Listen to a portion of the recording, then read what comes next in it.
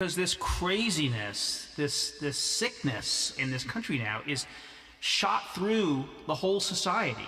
You know, people in law enforcement, have also succumbed to right-wing extremism and white nationalism. Again, what this points up is how pervasive and vast a problem this is, and we will be dealing with it for a long time.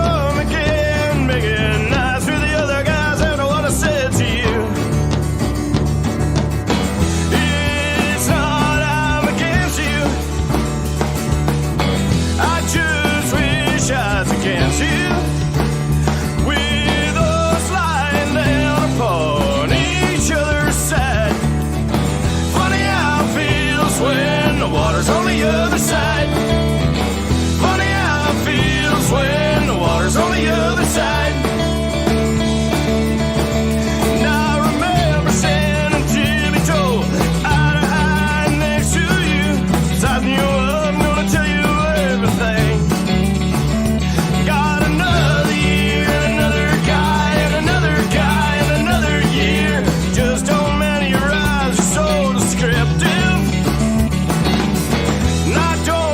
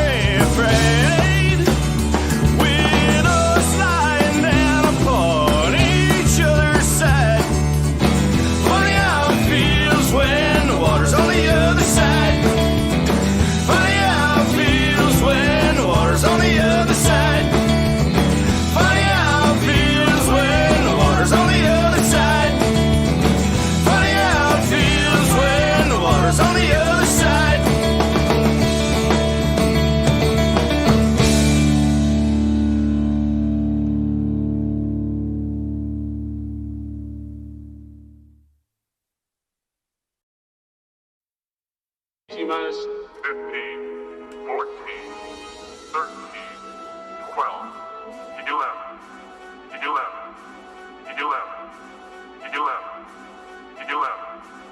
11, 11.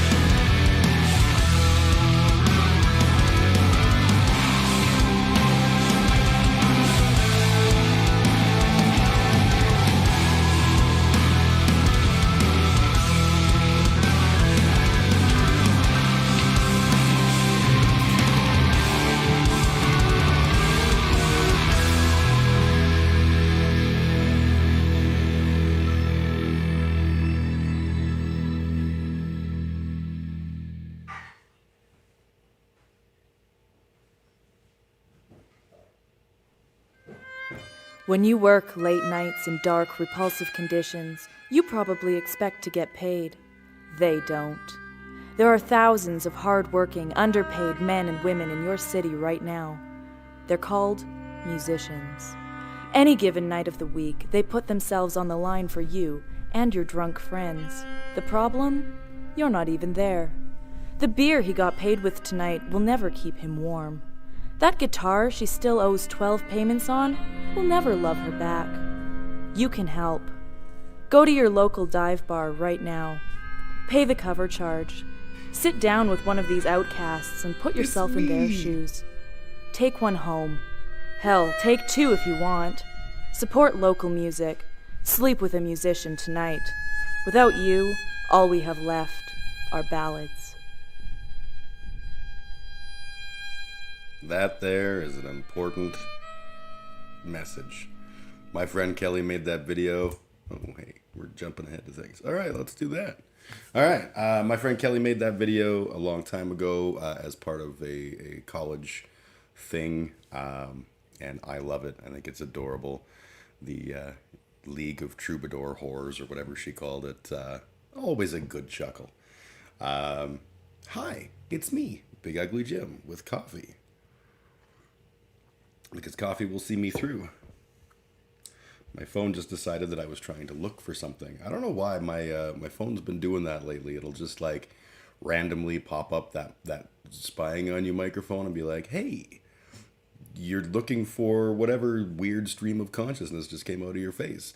Here's what we found. And it's like, fuck off, phone. You don't know me. You're not cool. How's everyone doing? I see there's a couple people in the chat. Someone is watching on Facebook.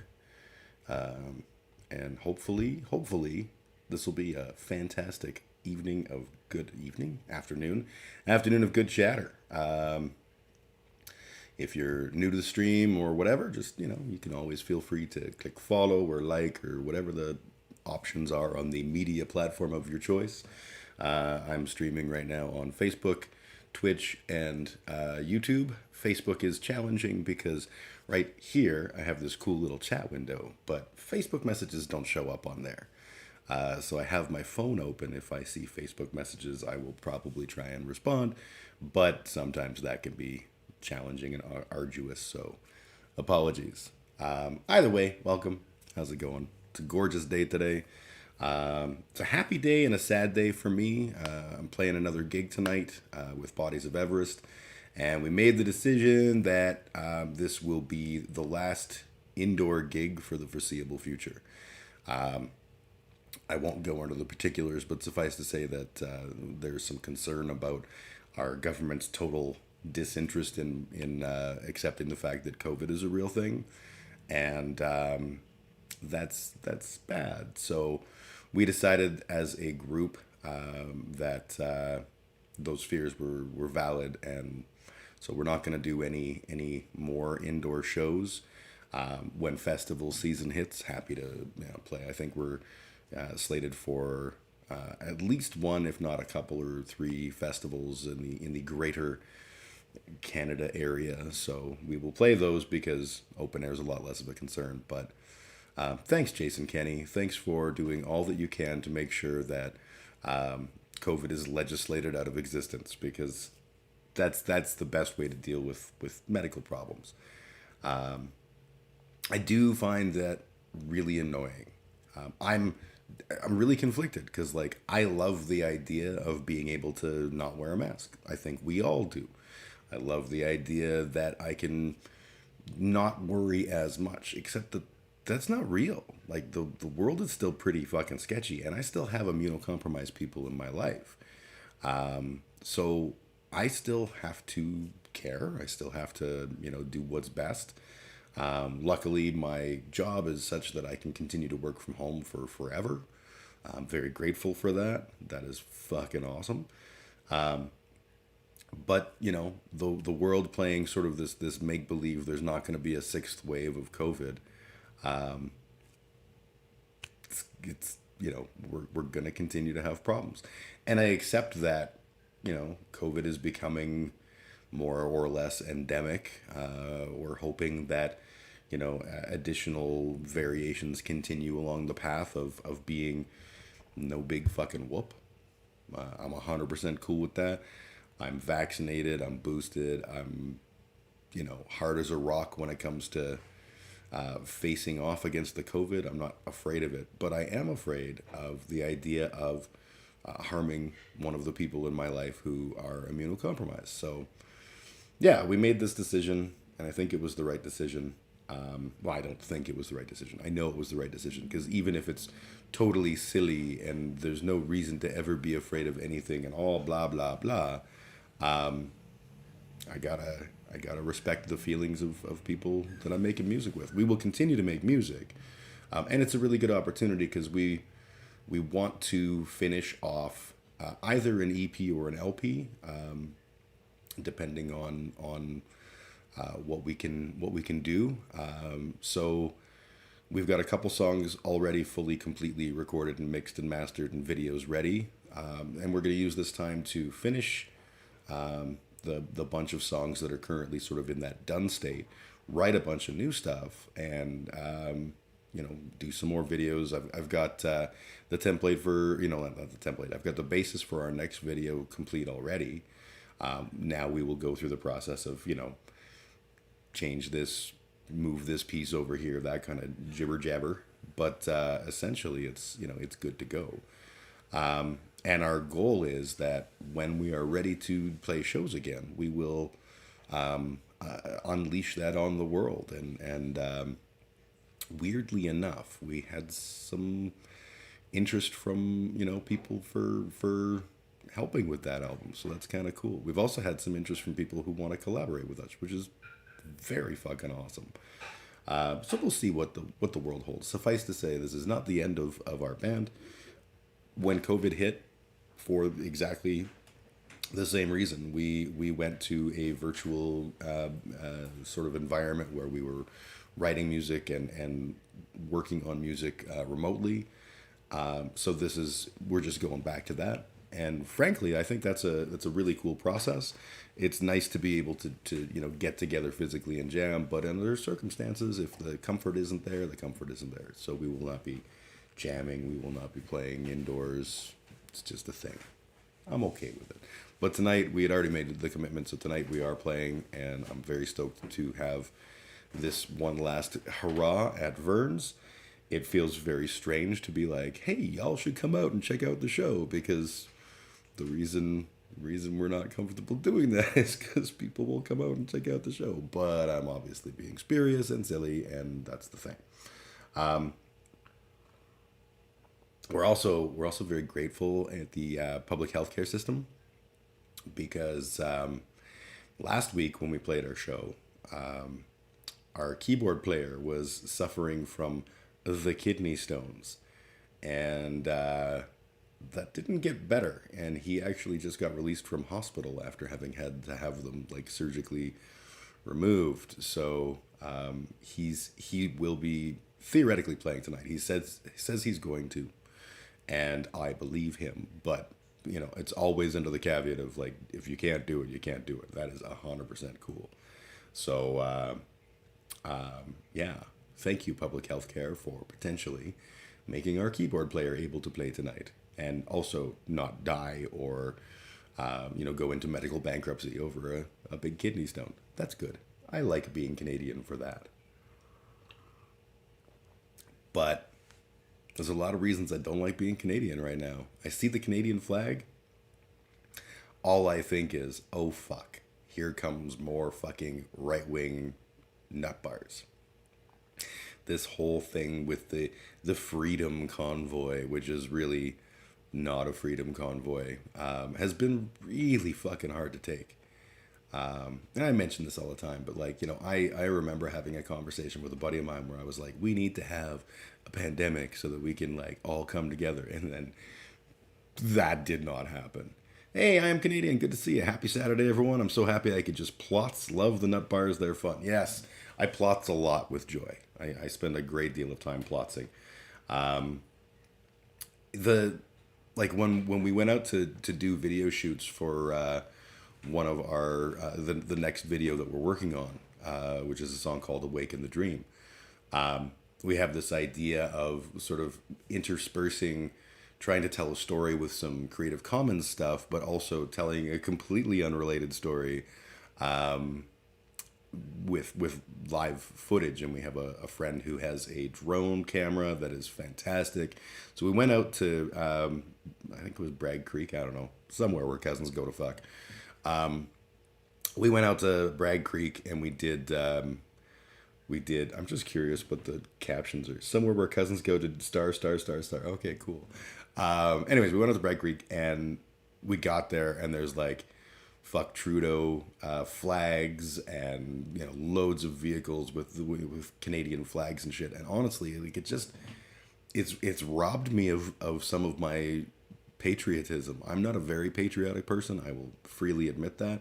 And I've been struggling with being a proud Canadian for quite a while, with the more I have learned on my path of growth in terms of you know, support for other peoples. So it's been a struggle for me to be like, hey, that Canadian flag is a good thing. And also residential schools, that happened. But this is just like, now I see it and I cringe. I visibly cringe. And I remember being really, you know, when I was younger, being really excited about the fact that, like, if you walked around in Europe and you had a Canadian flag on your jacket, you know, people knew that you were like one of the good peopleses. And that's not a thing anymore. When it comes down to it, what does patriotism mean? Or a flag, a piece of colored cloth. And yeah, like, I have steadily become more and more of an open borders supporter. And so, like, flags and things really mean a lot less to me than they should. And that particular flag, you know, my flag, has a lot of really uncool shit wrapped up in it. Like residential schools, and like the silencing of people of color, and in a very Canadian fashion. You know, Americans like to, you know, they're a little more brash about things. We're just as, you know, every bit as bad, but we're polite about it, so that makes it better. From the ISS, there are no lines on the map. How do we gain that perspective, and will it change our selfish nature as a species? Can we Star Trek, or must we confederate? That's actually a really cool way of putting it. I am Canadian. My own personal thought on the subject. So I was watching this debate yesterday, and it was like the cringeworthiest debate of all time. Except for, you know, it really wasn't and I don't remember who was debating Brittany from Politically Provoked, but Brittany, in case people are unaware, is someone who hosts a debate panel that is, I find, pretty problematic. They tend to give platforms to a lot of really, really regressive perspectives. And Brittany was always the left-wing host, and there was a right-wing host along with her. But Brittany has been sort of surrounded by groypers and, you know, white supremacists and stuff. And so she has been suddenly finding herself, you know, questioning some of these lib things like immigration and the great replacement. And so she keeps having these debates, and they're terrible. Because she always starts them with, like, I'm just waiting for someone to show me a reason why this isn't a thing. And then someone goes, well, here are all the things that debunk what you say. And she goes, yeah, I didn't hear any of that. Is there a reason? And it's kind of frustrating. But where was I going with this? Oh, yeah, maps.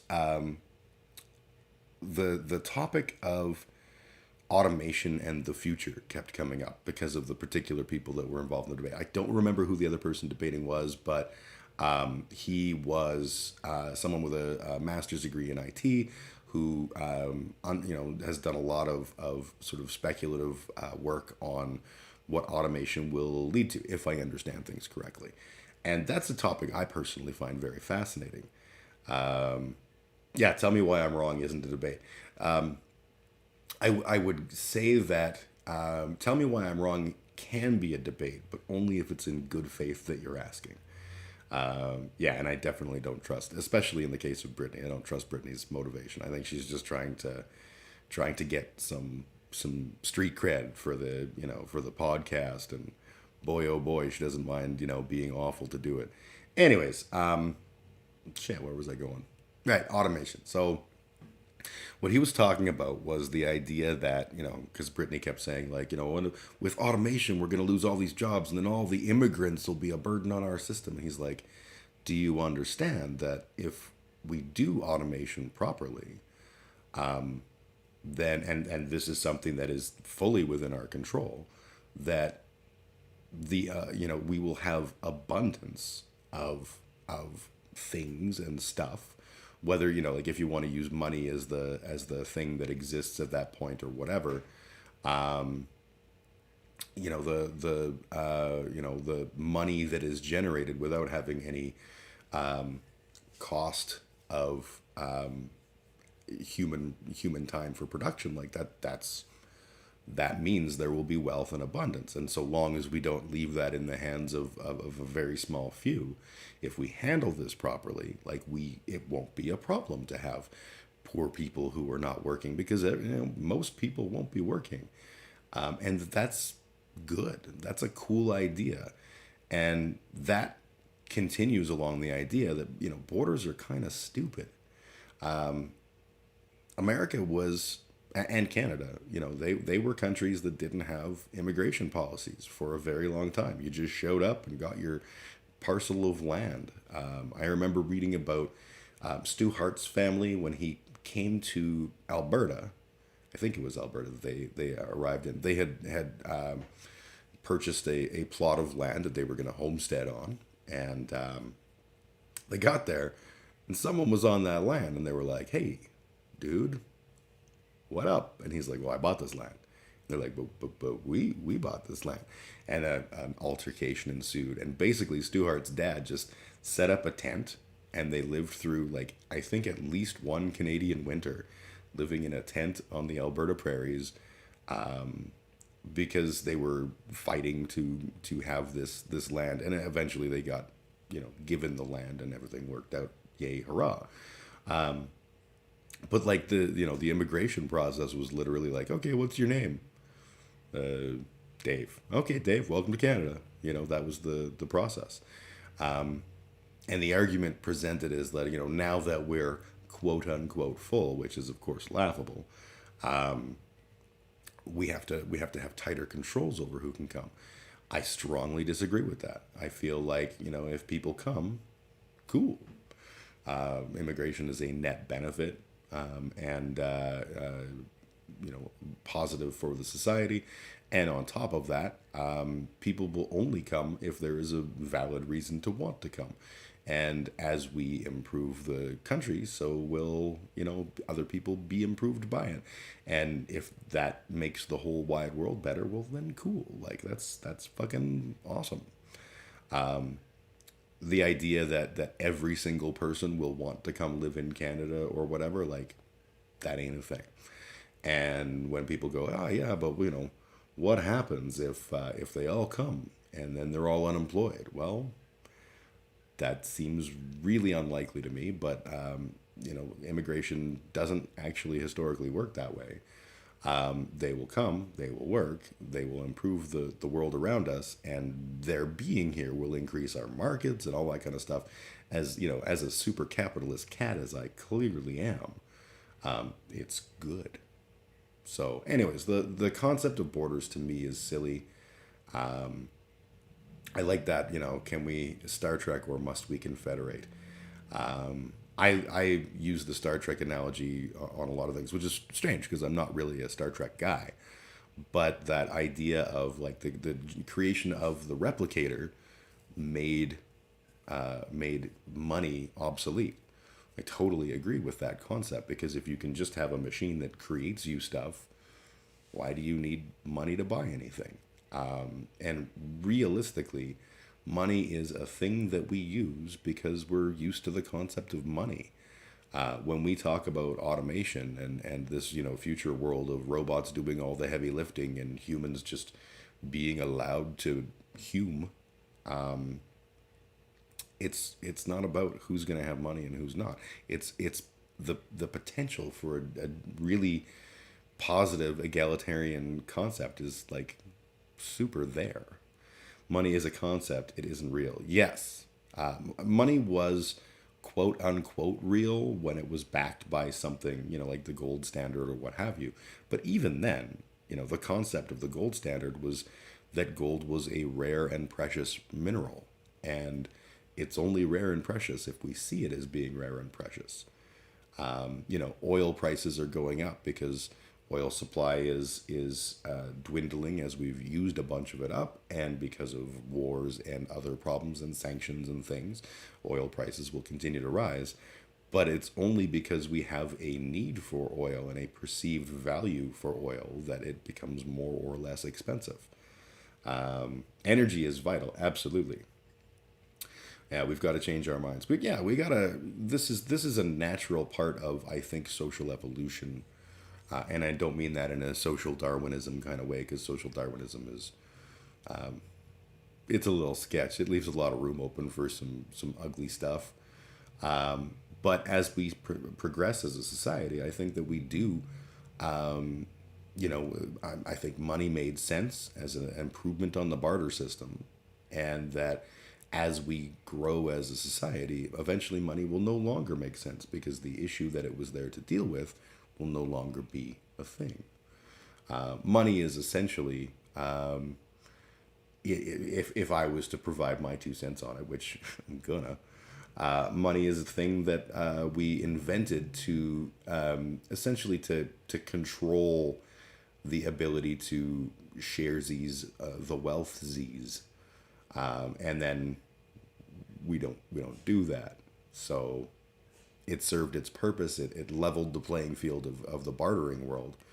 But where we're at now, we're ready to sort of, start progressing towards a cashless society. And I don't mean a cashless society as in bank cards and crypto wallets.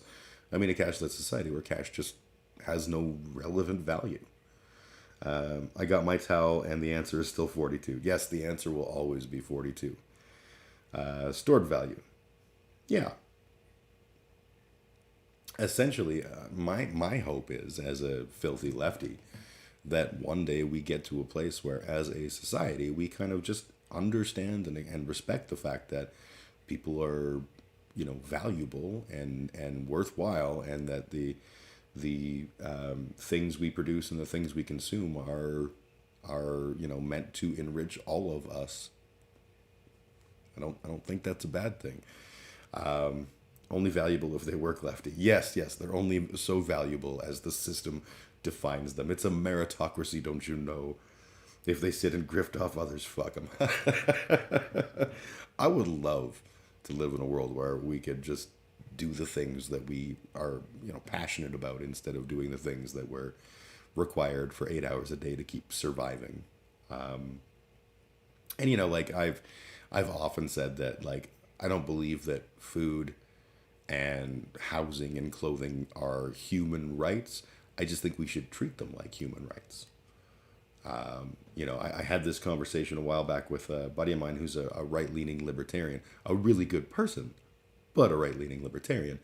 And he said something to the effect of if you are, going with sort of a naturalist fallacy kind of perspective, you're not entitled to food. You have to work for food in these, wilds of old. There's never been a point where humans didn't have to work for food. And the more I thought about it, he's right. But maybe that's the point, is we need to get to a place where we just treat that as a basic human right. We treat housing as a basic human right. I like that idea. We've come a long way from Scrabble in the dirt for survival, if we don't nuke ourselves. Yes, that is always the the other side of the coin. And goodness knows that's been the prevailing vibe for my adult life. The constant and perpetual threat of total global thermonuclear war. Yay, Gen X. I'm optimistic we can do similar progress next 100 to 1,000 years. We're in the bleeding with leeches right now. Yes, our bleeding with leeches phase. Yeah, and that's fucking true. As far as we come, it's like anything, right? I've become so much better a bass player than I ever was. And one of the things that has highlighted for me is how much better a bass player I need to become. That's a good thing, right? We grow always. Milk. It's all about that bass. Yes, it is. But life is the same. Societies are the same. I don't believe that any of the things that I feel are, how I want the world to be will ultimately ever be the world. And they may be completely destructive. I hope not, but they may very well be. But change is necessary and change is positive. It isn't always positive, but you don't get better without change, right? Realize. Yes. I don't know specifically what you mean by that, but those are fun three phrases that all sound the same but mean very different things. Yeah, it's been a whole week since last we chatted. Totally random? Random works, man. 17. See? In that week, honestly, I've had a really shitty week, but it's it's gonna get better. In some regards, it was really good. The video for 11sies is now like 2 weeks old and has already surpassed Sons of Sedition in total views. We got to over 1,000 views in a week, which is really cool. Like for little tiny guys like us, that was badass. We got a whole bunch of people who were angry about the video. I think most of them were Spanish-speaking people from like South America. And I have a feeling like there was something in the translation that was like, this is a video about the bodies of Everest. And people went like, oh, that sounds interesting and educational. Hit play, and then it's some fucking song. And they're like, screw you, what the hell? And that's my guess. Well, I don't know if that's really the case or not, but maybe they just hated the song. But it seems weird that like people would hate the song so very geospatially specifically. Kenny, as predicted, is doing all the things. Motherfucker's gonna survive this leadership thing and get back in. I hate that fuck. Honestly, I want him to survive the leadership challenge. I don't want him to get back in. I want him to survive the leadership challenge because I feel like he is someone who has played his hand really obviously, has fucked up a lot of stuff. And having him as the head of the UCP warms the cockles of my heart. Because I think that he is someone that there is a great deal of opportunity to oust. That said, I would like to see him, go away forever and not be a part of our political landscape. But I don't see a lot of better showing up in the ranks there. It's interesting that like Doug Ford, Jason Kenney, and Aaron O'Toole all are having leadership problems, and it's because of the big tent problem that the right has. We're so polarizing right now, and we're so committed to like appealing to everybody, but we're literally just appealing to like the shittiest of the shitty, which probably not a good thing. So if you're and I talked about this a little bit a couple weeks ago with the PPC party, if you're trying to make a big tent conservative party, you're both appealing to libertarians and fascists at the same time. And you have to appeal to both of those in order to succeed. And that's a weird fucking mix that no one can tread. If you're trying to be a left-leaning big tent party, you're going to have to appeal to shit libs and Marxist-Leninists. Like that, there's a huge... And that ain't easy. It just ain't easy. The rabid right warms the cockles of my heart. Perhaps they will tear themselves apart if Kenny survives. I feel like the right has something over the left in that regard. And that is that as long as there is so much Christianity and so much sort of the dual Christianity and the opportunity cult and the idea that we're all about to be billionaires because of our brilliance, so we can just keep on voting against our own interests because they will totally be in our interest when we become the wealthy. So long as those two things continue to be true, there's going to be a conservative party and there's going to be a strong conservative presence, especially in Alberta. And that's just like, it sucks, but it's life. Representation by population might help. Proportional voting system. I feel like we're going to trickle down. Yeah, the only trickle down I believe in is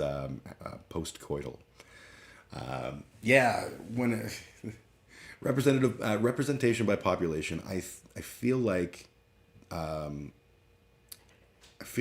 like one of the things that we need to explore as a modification to our current system. The problem we have is that, in a sense, we already have a degree of representation by population, because in Canada, most of our population is in Ontario and Quebec, and most of the votes go to Ontario and Quebec. So you can argue that that's an example of representation by population. But what I think you're referring to is when you look at the idea of like it's not the first past the post thing. So if you have 33% support for example, the Liberals in an election, then they would get 33% of the seats in that election or in that government, and that would be more representative of the total voting opinions. As it stands right now, you can have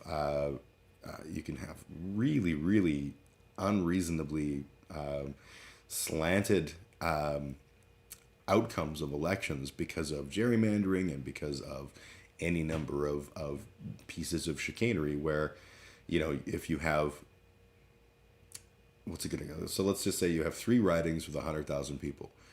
And in 2 of the ridings, let's say the Conservative wins by like 51%. And in the 3rd riding, the NDP person gets like 90%. So you're looking at 51 plus 51 plus 10 is 111% of the, or not percent, but 111 total, we'll call it. And then the other person got 49 plus 49 plus 90, which is a higher number, but they don't get power because they lost 2 of the 3 spots. So that's a thing. I'd like to see that. I'm not sure the particular mechanics of how we deal with it, because you're going to be in a situation where people, in a particular what we would consider a riding, are going to feel like they didn't have a voice because maybe they voted in, a large amount. They voted, let's say, Conservative, and the representative of their area that gets chosen by the party out of that is someone who is not Conservative.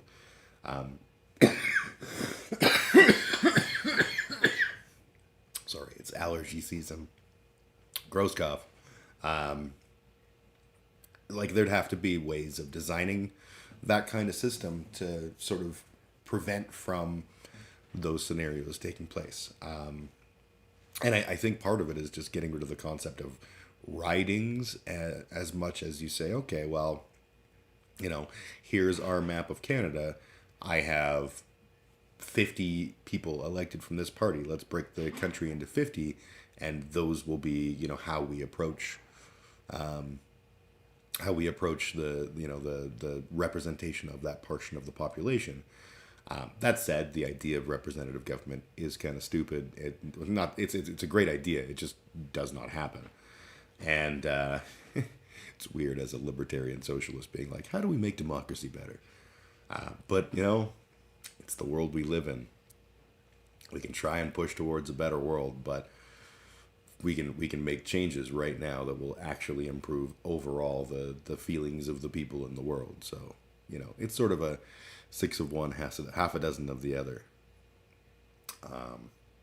I find the whole concept of how democracies are implemented really kind of fascinating. Like, looking at the concept of like the American system with, I would say, much more gerrymandering, although that's probably not fair than in Canada. But definitely looking at the electoral college. And you can see, like, when you dig in on the electoral college, you can see exactly what the concept of it was to add a check and balance to make sure that the will of the people was being heard. And then in practice, it's like completely opposed to that. You can actually have entire regions that are like, you know what? No, I'm going to vote different than all of the people that voted in the election. That's cool. That's democratic. And that's a fucking hoot to me. That's a fucking hoot. I got involved in a friend of mine's political campaign a few years ago. Well, quite a few years ago, actually. And that was a really cool experience. And it was fun to sort of, actually dig deeper into what our political system looks like, because it's a whole different ball game than what I had expected. And I kind of really enjoyed it. I've made comments about how I would never run for election. I've made comments about how I should probably run for election and would totally do it. I think the reality is I probably will never run for election, because people who look like me don't get voted in. Granted, all I'd have to do is like grow my hair, shave my mustache, and wear a suit, and they'd be like, "Ooh, a white male. We vote for them in large numbers." But people who think like me also don't typically get elected, so such is the problem. And realistically, part of the reason that I would like to run would simply be to engage in the debate. People who look like you are lefties. It's true. It's very, very true. Or they're fascists, and, you can pretty quickly tell the difference, at least hopefully. Kind of like MAGA hat wearers are ... I'm going to guess Christian conservatives. Although a MAGA hat wearer could be, instead of being a Christian conservative, they could be, for example, a libertarian conservative. And that's the problem with the big tent parties. Honestly, if you're a libertarian and you're wearing a MAGA hat, you've got to question your life. That man was not about liberty. He was definitely about authority and autocratic pontifications. That Trump was a fucking strongman wannabe, which is hilarious, because it's not even like, oh, I could take him in a fight. I mean, I could, but that wouldn't be a reasonable fight, even if he was 20 years younger. What I find funny about it is he has no strength except for having a big pocketbook. And congratulations, dude. You've got some money. Way to go. Aren't you just the niftiest boy? We dedicated on Saturday night last week when we were playing at Dickens, we dedicated our song Sons of Sedition. Well, we didn't dedicate it, but we introed the song. And I was like, let me tell you about a boy. The song's about a boy who had a dream. He went to his dad and said, "Dad, I have a dream." And his dad said, "Well, here, have $2 billion. I hope that helps make your dream come true." And it did. It was so good. It reminds me of a lecture that I had in college when we were in contemporary history. We were talking about the Cold War and the differences between Khrushchev and Kennedy. I think it was Khrushchev and Kennedy. But Khrushchev was the child of a farmer, essentially, a farming family, who, because of his intelligence and his strength and blah, blah, blah, blah, blah, the great Soviet system recognized in him the greatness and ultimately propelled him to the leadership of the entire USSR. And so in Khrushchev's mind, he was like an example of the success of communism. Then he looks over at Kennedy, and Kennedy was like a young dummy whose dad was a rum runner and had earned a whole pile of money and was able to buy his son into office. And he's like, and that's a good example of capitalism. And so that's, one of the reasons they argued that there was so much friction between Khrushchev and Kennedy. And I think Khrushchev had more respect for Nixon, I think. But I mean, who knows? I wasn't there. I'm not Max. I'm close to 2,000 years old, but I was not there. Let's see what I'm missing here. Trump did more for America than anyone else. And that is true, as long as you don't qualify what more means. Trump shows how far bullshitting can go. Pretty fucking far. Yes. And that's the thing that blows me away is just the people wanted to vote for Trump. People wanted, the idea that, Trump's the kind of guy you could have a cold beer with. No, he's not. Trump would not want to have a cold beer with someone like me. Not even I don't mean a leftist or anything like that. If I was just a John Q. Public regular Joe, let's say I worked a hard hat job and I had, grit under my nails or whatever. Trump's not going to want to fucking hang out with me. I'm trash to him. But he had that cult of personality vibe going that allowed him to sort of pretend to be that guy, pretend to be the everyman who was somehow majestically brilliant and managed to, become a billionaire despite all odds, which is fucking hilarious. But people just wanted to vote. I think a lot of people want that leader who's the guy that you relate to. And I think, like a lot of the Bernie bros are like that. I liked Bernie Sanders as a potential leader just because of his policies. And I think his policies progress the U.S. much more than Trump's policies. And now we're getting into this, like, oh my God, one of the things I want to talk about today, I'm gonna do it. I saw Trump bragging about the low gas prices, the record low gas prices when he was president. And I'm looking at the screen and just like, do y'all remember why we had record low gas prices? Because they were like West Texas crude. Is that what we call the Alberta fucking oil?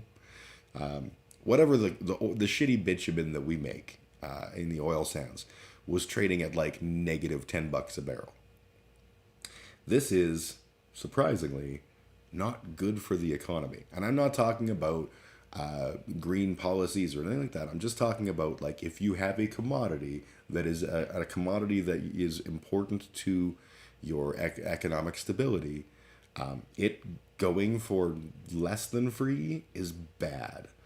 And now, because oil prices are ridiculous, thanks to, I don't know, Putin, but also a whole pile of greedy corporate executives who work in oil and gas and want ridiculous profits. I mean, like, that might be a thing. People are going fucking nuts about, like, oh yeah, under Joe Biden, goddamn oil prices are $10 billion a gallon. Okay, Joe Biden didn't set the price of oil. Putin didn't even set the price of oil. The price of oil is basically a cost-benefit analysis for oil companies. And oil companies are assholes. They will not take a loss, and they will absolutely not take, or not miss an opportunity to suck more money out of people's pockets. Western Canadian Select, that's it, yeah. West Texas crude. I feel like we're not West Texas. Maybe I was wrong on that one. But yeah, like, so they're Trump's bragging about, I filled our oil reserves. That was the first time it had been done in so long. And I'm like, yeah, dude, you filled the oil reserves because you were desperately trying to, like, take oil off the market to raise the value. Because, I mean, our shitty bitumen, the Western Canadian Select oil, was, super devalued. But, like, American oil, which was all, fracky oil, that was fucking sitting in the dirt as well. Like, the oil was tanking, and it was because of the international problems that were going on. It was because I think Iran was flooding the market with oil, and I think the yuan collapsed at around the same time. Like, there was a bunch of international things that happened that drove that price into the dirt. Plus COVID, of course. And so, yeah, he was snatching up as much oil as he could to put in the reserves to try and remove some supply from the marketplace. And he did fill their reserves, and that's awesome. And now that the price is high, Joe Biden is emptying out those reserves to try and add some to the marketplace so that the price will go down. This is basic economics. And they're so reliant on the idea that people don't understand simple economic principles like supply and demand, and don't understand where prices work or how prices work and who decides on prices and shit.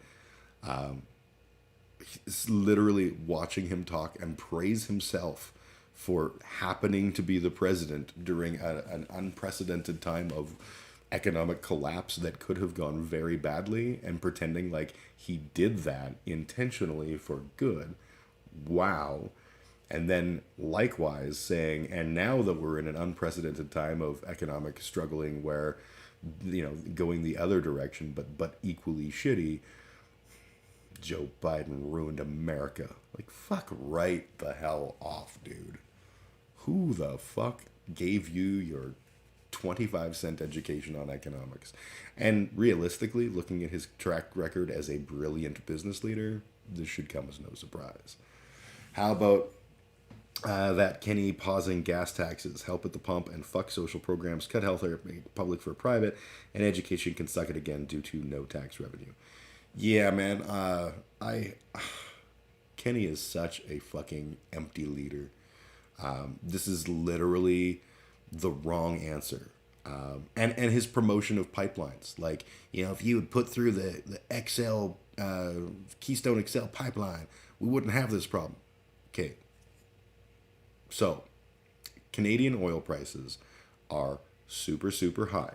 You go to buy gas and it's super expensive. And let's pretend for a minute like this was actually caused by NATO and not by a cash grab by oil and gas companies, which I can't say for certain is the case, but I feel pretty strongly is likely the case because we have reserves.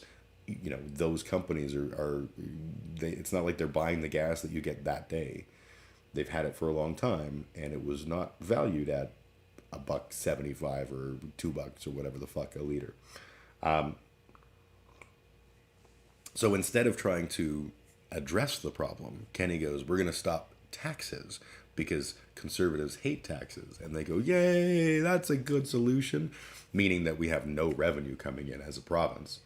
And that's okay because Kenny's long game is cripple the public healthcare system and build up the private healthcare system so that we can justify either not having public healthcare or just having the barest of public healthcare systems.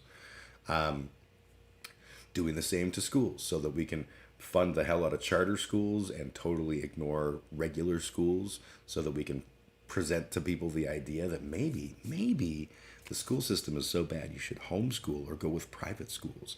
And it's weird. Every time I hear people talk about how awesome fucking homeschooling is, I'm like, oh, really? No. Turns out a public education system is really vital because it applies to everybody and not just people who have the luxury of homeschooling or private schooling or whatever the fuck. Some of us, that's not an option. When COVID hit, I've got kids living with me that are school age, and I was very lucky to be in a position where those kids are of an age where they can actually, sort of handle being, learning independently to a certain degree. Because if it was like, okay, Jim, you're a single dad, work your full-time 40-hour-a-week job to keep the lights on, but also be the full-time teacher. No, that's probably not. That probably wasn't going to be a thing that happened. It would have been absolutely destructive to my family, to our finances, to our ability, and that's not a reality for a lot of people. A lot of people don't have the luxury of saying, you know what, let's only do one income. Or in the case of someone like me, let's just have no income, because homeschooling is a good thing. But parents should have choice, Jim. They vote which schools with their dollars. Yes. And I remember when charter schools started coming up, my dad was a teacher, and he was active politically as a teacher. He was part of the Alberta Teachers Association, and he was part of the collective bargaining group and all sorts of stuff. So, part of the reason why I'm a filthy leftist is, being raised in an environment that was very positive towards unionization and things like that. And when charter schools first started getting bandied about, I guess I can go back even further. When I was in grade 5, I switched schools from my regular school, Varsity Acres Elementary, which was across the street from my parents' house, and I went to Chief Crowfoot, which was being reopened because the neighborhood that Chief Crowfoot was in didn't have a lot of students, or student school-age kids. So Chief Crowfoot was being reopened under it was a public program called Logos. Now, if you're a fancy lad like me, you'll recognize the word Logos. It means knowledge, and it's Greek, and it's often associated with Christians. And this was, in fact, a Christian charter school. Long before there were charter schools, this was a Christian charter school. It was a public school funded by public tax money, but to entice people to bus their kids to that school, they included Christian content. And that's where I went for my grade 5, because I was a good little Christian boy and I loved the Jesus. So I went to this Christian school that was essentially a charter school, and the year that I got in, it had been around, the program had been around forever, and I'd been on a waiting list since essentially, I hit school age. And so I got in, and the year that I got in, the city council that was elected specifically was elected to remove that program. So I only had 1 year in that school, but the argument was, and I think validly, this may not be the most churchy, statey, separate-y kind of a vibe. And yeah, that was true. So anyways, charter schools, when they came about, I was like, oh, that's kind of like what I went to. And my dad's like, yes, it is. And in retrospect, I should never have done that. It was a terrible idea. I was sort of blinded by my faith. Charter schools are bad. They're bad. And I had trouble sort of getting that because in my mind, the charter school model was like, we're going to have a school that's like, it's a regular school, but it's going to have like a science base, like a really strong science curriculum. And we're going to have over here, we're going to have a fine arts school. And over here, we'll have like and all of that just seems great until you think about the reality of why are some people being exposed to a better and different education than others? Why do we need to have schools that specifically promote something? And especially because kids don't fucking know who they are and how their brains work, right? If I was a kid, I'd have been like, ooh, fine art school. That will definitely be what I want to do. And here I am, 7 or 8 years later, working in IT. Not a very fine arts job. I still do fine arts stuff, but I'm glad I had a well-rounded education that allowed me to explore areas that strengthened my brain in ways that got me in the door with the gig that I have. Long before charter schools, there was and still is the Catholic school system funded by parents voting with their money. Yes, in Calgary, and I don't know if this is true everywhere, but I know in Calgary we have a public school board and a Catholic school board. And I have no fucking idea why. And the Catholic school board is dog shit. I was actually protesting them just last year for reasons of bad racial things that had happened at one of the schools. But I've never been a fan of the idea of a Catholic school board because Catholic school boards are dog shit, right? They forget about that church and state barrier that's really awesome. I love in Arrested Development where they had like the state fair and the state didn't have any money to run the fair, so the church said that they would step in and take over, so it became the church and state fair. I loved that. Anyways, Catholic school board is the same vibe. And yeah, Catholic parents can choose to enroll their children in Catholic school and reroute their school taxation towards the Catholic school. Anyone can do that. You can decide that, just to be a curmudgeonly prick, you can say, well, I'm going to pay, whatever school-related taxes I'm paying are going to go to the separate system instead of the public system. And that's just how shit's always been here. And I find that really fucking dumb. But another point I wanted to make, again, jumping back to pipelines for a second. That XL pipeline, if I'm not mistaken, it could be that I'm wrong about this one. I thought Trump was saying that, if only we had the XL pipeline. If it's not Trump, it's certainly like, the Trump-esque. I'd like to point out that Trump didn't put that through because it wasn't a fucking worthwhile project. Sorry if you work for fucking Trans-Canada Pipeline. I feel for you. I get it. That was a huge blow. But it was a dumb fucking idea. It's a dumb fucking idea. I'm not an enemy of pipelines. I'm an enemy of long-term use of pipelines and oil and gas and stuff. But you know what? We're in the world we're in. We're still needing oil and gas. So until we can fucking move away from that, pipelines are a thing we're going to need. I hate it, but it's a fact. And the XL pipeline, people keep talking about how like this would have been the single greatest thing. No, and I'll tell you why. The other pipelines, like Coastal GasLink is about, if I'm not mistaken, it's about getting natural gas into BC. Trans Mountain is about getting oil and gas products to Tidewater so that they can be sold abroad. Energy East was about trying to get oil and gas, Western Canadian oil and gas into Eastern Canada. All of these are valid things because it's about exploring new markets. The XL pipeline, Keystone XL, was about getting more oil into the U.S. The U.S., who don't want our oil and who regularly will fuck us over on our oil and call our oil dirty oil because their frack oil is super good. That wouldn't have made Canadian gas prices any less if we had Keystone XL, if it had been approved. The only thing that we would have gotten as Albertans out of Keystone XL getting approved is we would have had additional jobs, which is good, and we would have not lost the billions of dollars that Jason Kenney promised to TransCanada, in order to hedge the bet that Trump was definitely going to put through the Keystone XL pipeline, and Trump had no desire whatsoever. It doesn't make sense to America.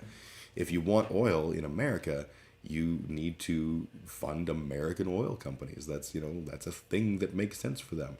Canadian oil is more expensive than American oil, and shipping it into the States isn't going to make it better. So it was just dumb. It was dumb and stupid and fucked. And all these people who are like, yeah, if only we had made the Keystone XL pipeline, then BC's gas would be super cheap. Really? Because I can bring up a map of what Keystone XL currently, what exists with the Keystone pipeline, and what the changes for the Keystone XL project were, and we can see just how much of that's going to flow into BC. I'll give you a hint. The answer is fucking nothing. So, yeah, just dumb. Just dumb. It's bad memes. But if there's one thing that we've learned in the last, couple of years, it's that bad memes make policy. And that's a problem. XL pipeline sounds like an ODBC thing to me. I love that you make that joke because, yes, I get it, and hopefully most people don't. If you're confused about what an ODBC is an extension of the original OLE, if I'm not mistaken, or OLE, which is essentially Microsoft's ability when you copy an Excel spreadsheet and paste it into Word. That's an ODBC connection. You can do that with essentially all Microsoft Office products, using them together to form a grand Microsoft microcosm of functionality. Almost like it was meta. Ooh. Dr. Jitters, I don't know if it's Dr. Jitters or DR Jitters or what have you. Welcome. I think we've had you here before. It's either way, good to see you. CBC.ca, why Alberta, Saskatchewan, Ontario have separate Catholic school boards. Open database connectivity is what ODBC stands for. But all right, let's take a look at this link, the CBC link. I'm going to copy and paste real quick. Copy. Because honestly, I don't understand the answer. And maybe there's a good one. Maybe I just don't know it. So let's take a look. All right, let me switch over my view so y'all can see too. Where is it? There it is. Fade. All right. Why does Alberta still have a separate Catholic school board system? Here's a 2-minute explanation. Only 3 provinces. Oh, it's a video. Okay, well, let's watch the video. We'll do a React Andy. This is a 4-year-old video, or I guess there's details and explanations, so I don't have to watch the video. It has to do with history, politics, and the Constitution. In Alberta, about 1 in 4 kids attends Catholic school. That's more than 160,000 students. Now, we're not talking about private religious schools here. We're talking about a whole system of Catholic education that's fully funded by taxpayers to the tune of $1.6 billion a year and complete with separately elected school trustees. Only 3 provinces still have education systems like this: Ontario, Saskatchewan, and Alberta. Why? It has to do with history, politics, and the Constitution. So it's guaranteed a confederation. Section 53 of our country's founding legal document guarantees the right to separate religious schools to any class of persons who already had them when Canada became a country. This is an important thing that we forget as Canadians. Canada has never had a separation of church and state. That is not baked into our Constitution. We act like it is, and we typically try to govern like it is. but we don't actually have it. The difference is that the U.S. has that baked in. They act like it isn't, and they govern like it isn't. So that's kind of a cool thing. This was a way to keep the two dominant religious groups at the time happy. It meant Catholics and Protestants could educate their kids according to their own beliefs, even if they found themselves to be a religious minority in a particular area. You'll note, once again, completely hodgepodging over the fact that there were indigenous people with their own beliefs, and they were a pretty sizable chunk of the population at Confederation, if I'm not mistaken. But they don't count because the only things that count are Western religions. So why does this apply to us? Well, the Alberta Act of 1905, which created the province, included a similar provision. It guarantees education rights that existed at the date of the passing of this act. That mainly means Catholic schools, but it also means Protestants can have their own separate schools in Catholic-dominated areas. It does not apply to other faith groups, however, as they didn't come to Alberta in large numbers until much later. That's cool. We're not picking favorites. Fast forward more than a century, and this is still the law of the land. The same doesn't apply, though, in Nova Scotia, New Brunswick, PEI, and BC, which didn't have separate systems when they joined Canada. The situation in the Atlantic provinces is a bit more complicated, as some informal funding arrangements for denominational schools existed to varying degrees at different times, but not a fully separate system like those of Quebec or Ontario. The other three provinces did have separate systems for a while, but opted to get rid of them.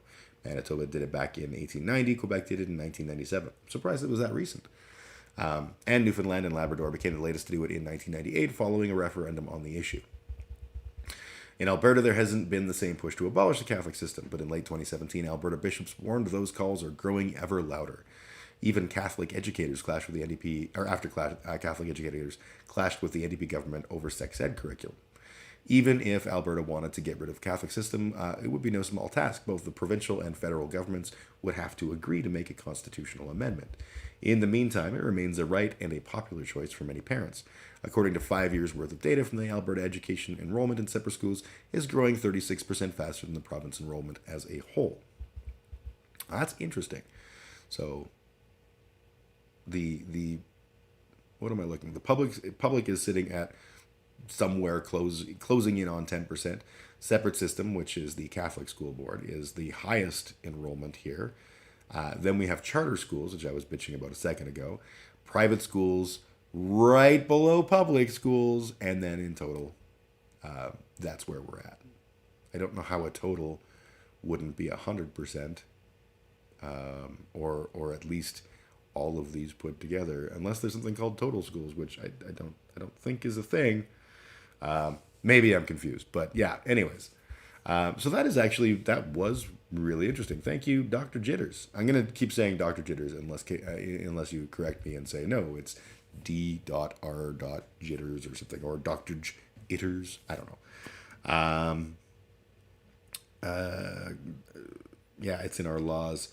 So I did not know that. That's actually kind of cool. And I think that that's a good example of a law that we can, because that's stupid. I always thought Canada had separation of church and state, right up until college, and we were talking about separation of church and state, and my professor was like, no, you don't get that. You think you get it, because we tend to try and do that. But baked into the British North America Act and later into the Articles of Confederacy is the idea of, that Catholics and Protestants would be above all others for all intents and purposes. So that's kind of an interesting thing. I think it's really interesting to think that the way that the law reads is we can have a Catholic system, we can have a Protestant system. We couldn't, even if we got a majority Muslim population. Let's just say, the great replacement, and Alberta wound up being majority Muslim. They would not have a constitutional right to have a Muslim school system because they weren't here in big enough numbers when Confederation happened. What an interesting thing. All right, I'm going to take a quick little step outside. I'll put on some cheesy music, and it'll be short. I will be right back, all that kind of jazz. Where's my thing? The thing I put on my face. There it is. Okay. And I will put the thing on my face. And then I will play this thing. And I will be right back. Is it playing? It's not playing. Oh, it is playing. Okay. All right. BRB, LOL, Raffle.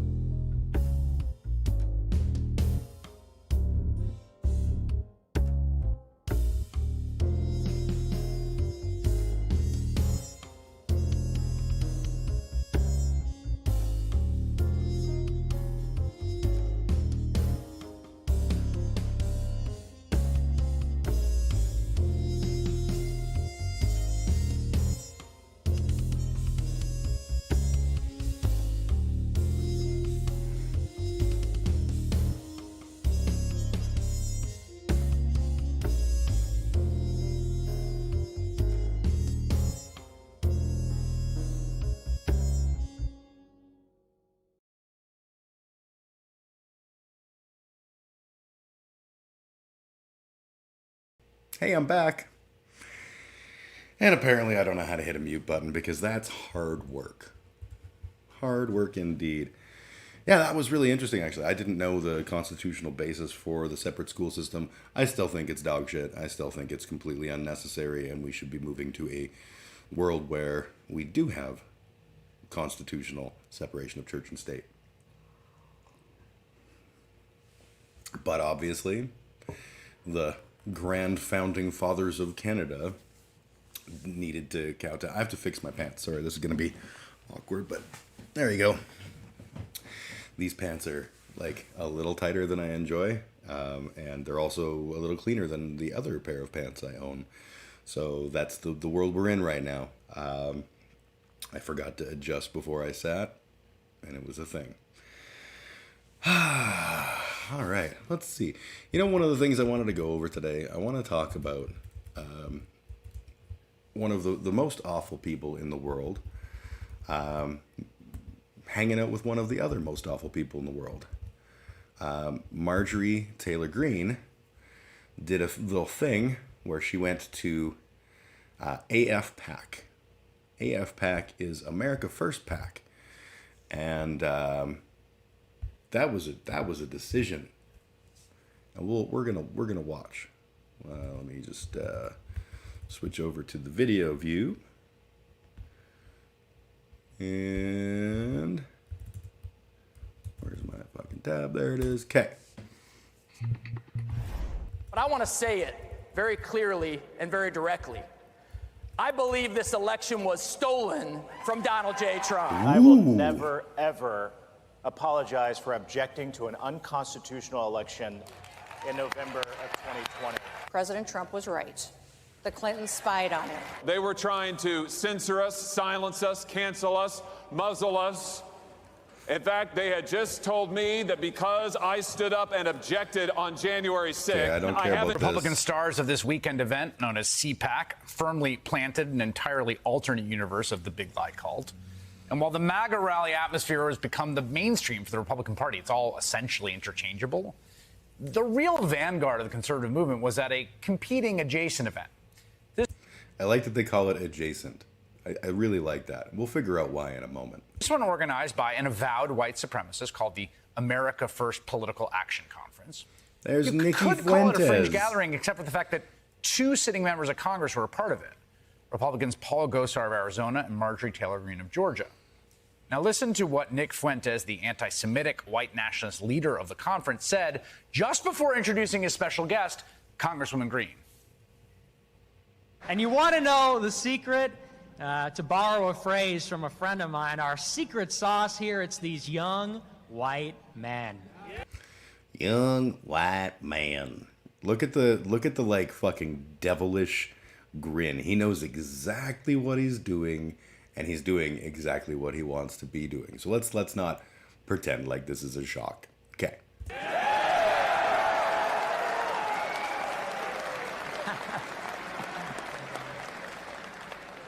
That's what we call the secret ingredient. America and the world has forgotten about them, but not us. You know, they say about America, they say, diversity is our strength, you know. And I look at China and I look at Russia. Can we give a round of applause for Russia? Yes. That's some good values there. Let's way to go, invading force. Absolutely, absolutely. Absolutely. Well, that's the podium that Marjorie Taylor Greene then appeared at. And today, she started feeling the heat. She tried to pretend she had no idea who the white supremacist guy was or what he stood for. But you can see from her speech, right after his, that she knew exactly where she was. You know what it's like to be canceled. And that's why I'm here to talk to you tonight. I don't believe anyone should be canceled. I don't believe in separating people and identities. I don't believe in separating people in classes, but that's what the Democrats believe in because that's what Marxism is. That's what communism is. And members of the conservative movement are now, well, they have been for a while, but at this place explicitly normalizing white supremacy. They're in a venue with the leader expressing explicit solidarity with Vladimir Putin as he launches an offense that has shocked the world's conscience. At the same time, and this is a sort of weird aspect of the ideological moment, many Republicans, conservatives are seeing, well, this is all Joe Biden's fault. It wouldn't have happened on Donald Trump's watch. Oh, we don't have... And here's the thing. They're probably right. I was looking for her comments. Let's see if we can't find Marjorie Taylor Greene, America First. I'm wanting to see if we can see her comments, distancing herself. Hang on. Some GOP leaders are discovering that apparently trying to launch a caucus around racist rhetoric wasn't such a good idea after all. Republican Congressman Marjorie Taylor Greene says she's slamming the brakes on the launch of the America First caucus. Keep looking. Let's keep looking. Oh, you know what? America First isn't going to help. AFPAC. Now, this AFPAC thing came about because last year, Nick Fuentes wasn't allowed into CPAC, the conservative PAC, so he made his own PAC with his Groyper powers. This looks like it. New at 11, Representative Marjorie Taylor Greene from Georgia's 14th Congressional District is once again facing criticism, this time after she spoke before a meeting of white nationalists who support Russian President Vladimir Putin. Greene appeared Friday night in Orlando at the America First Political Action Conference, a group organized by Nick Fuentes, who had been labeled a white supremacist by federal prosecutors. This was designed to counter the Conservative Political Action Conference in the same city. Well, tonight her office issued a statement in which the first-term Congresswoman from Rome does not directly address... This isn't what I'm looking for. God damn it. Fuck. I can't find it. She basically was like, well, I did not know that these were white nationalists. Like, how was I to know? And what I wanted to talk about is the simple fact that she fucking did know. And I can explain how I know she fucking knew. And I will do so now. So, do it in Dr. Seuss voice? I don't know if I know how to do a Dr. Seuss voice. Essentially, what she was saying is like, I didn't know. When you are a major political figure, which admittedly it's hard to sort of really grapple with the idea that someone like Marjorie Taylor Greene could be a major political figure, but she is. That's the world that we live in. When you're a major political figure, you actually have what's called a staff. And your staff does things like chooses what speaking engagements you do. And they are doing so under your direction, and you know a whole lot of things about the places you speak, because you don't want to accidentally do a speech at a Klan rally, or if you're a conservative and you get invited to speak at a trans positive gay bar, for example. Like, you have staff that prevent this. So when Nick Fuentes reached out to their people and said, hey, we're doing this little pack and we'd love it if we could get MGT on board. MGT knew what the fuck was going on. She agreed to that performance because that's who she is. Sorry, my phone just popped away from Facebook, so I had to go put it back. Fuck Putin, fuck GOP, fuck Putin apologists, fuck Marjorie Taylor Greene, no, toxic bitch. I did not know, I did not see, I did not white, I did not Putin. Yes, she totally had no idea, right? Nick Fuentes is not exactly, one of the more prominent voices. He's been silenced rather effectively, and I would say that, that gives a certain degree of plausible deniability, but not really. I would say that most conservatives, especially most super toxic ridiculously right-wing, foam-at-the-mouth conservatives like Ms. Taylor Greene are very aware of who Nick Fuentes is, and probably regular watchers. I was watching a stream the other night. My friend Riverboat Jack, and by friend I mean like someone I know as a streamer. I was parasocialing for a moment there. Riverboat Jack was doing a stream, and Riverboat Jack is a trans woman who is a magnificent streamer, and I highly suggest if you are not following Riverboat Jack that you do so. But Riverboat Jack was having a stream, and it was hilarious. She was watching a video about, it was a 1980s cop training film dealing with edged weapons, and it was like brilliant. I'm going to do something different, actually. We're going to watch the Klaus video, I think, one of these days. Maybe today, maybe not, depending on how time goes. But it was like literally in the 80s, it was a video that cops made to teach cops how to deal with edged weapons, because that's the thing cops need to care about.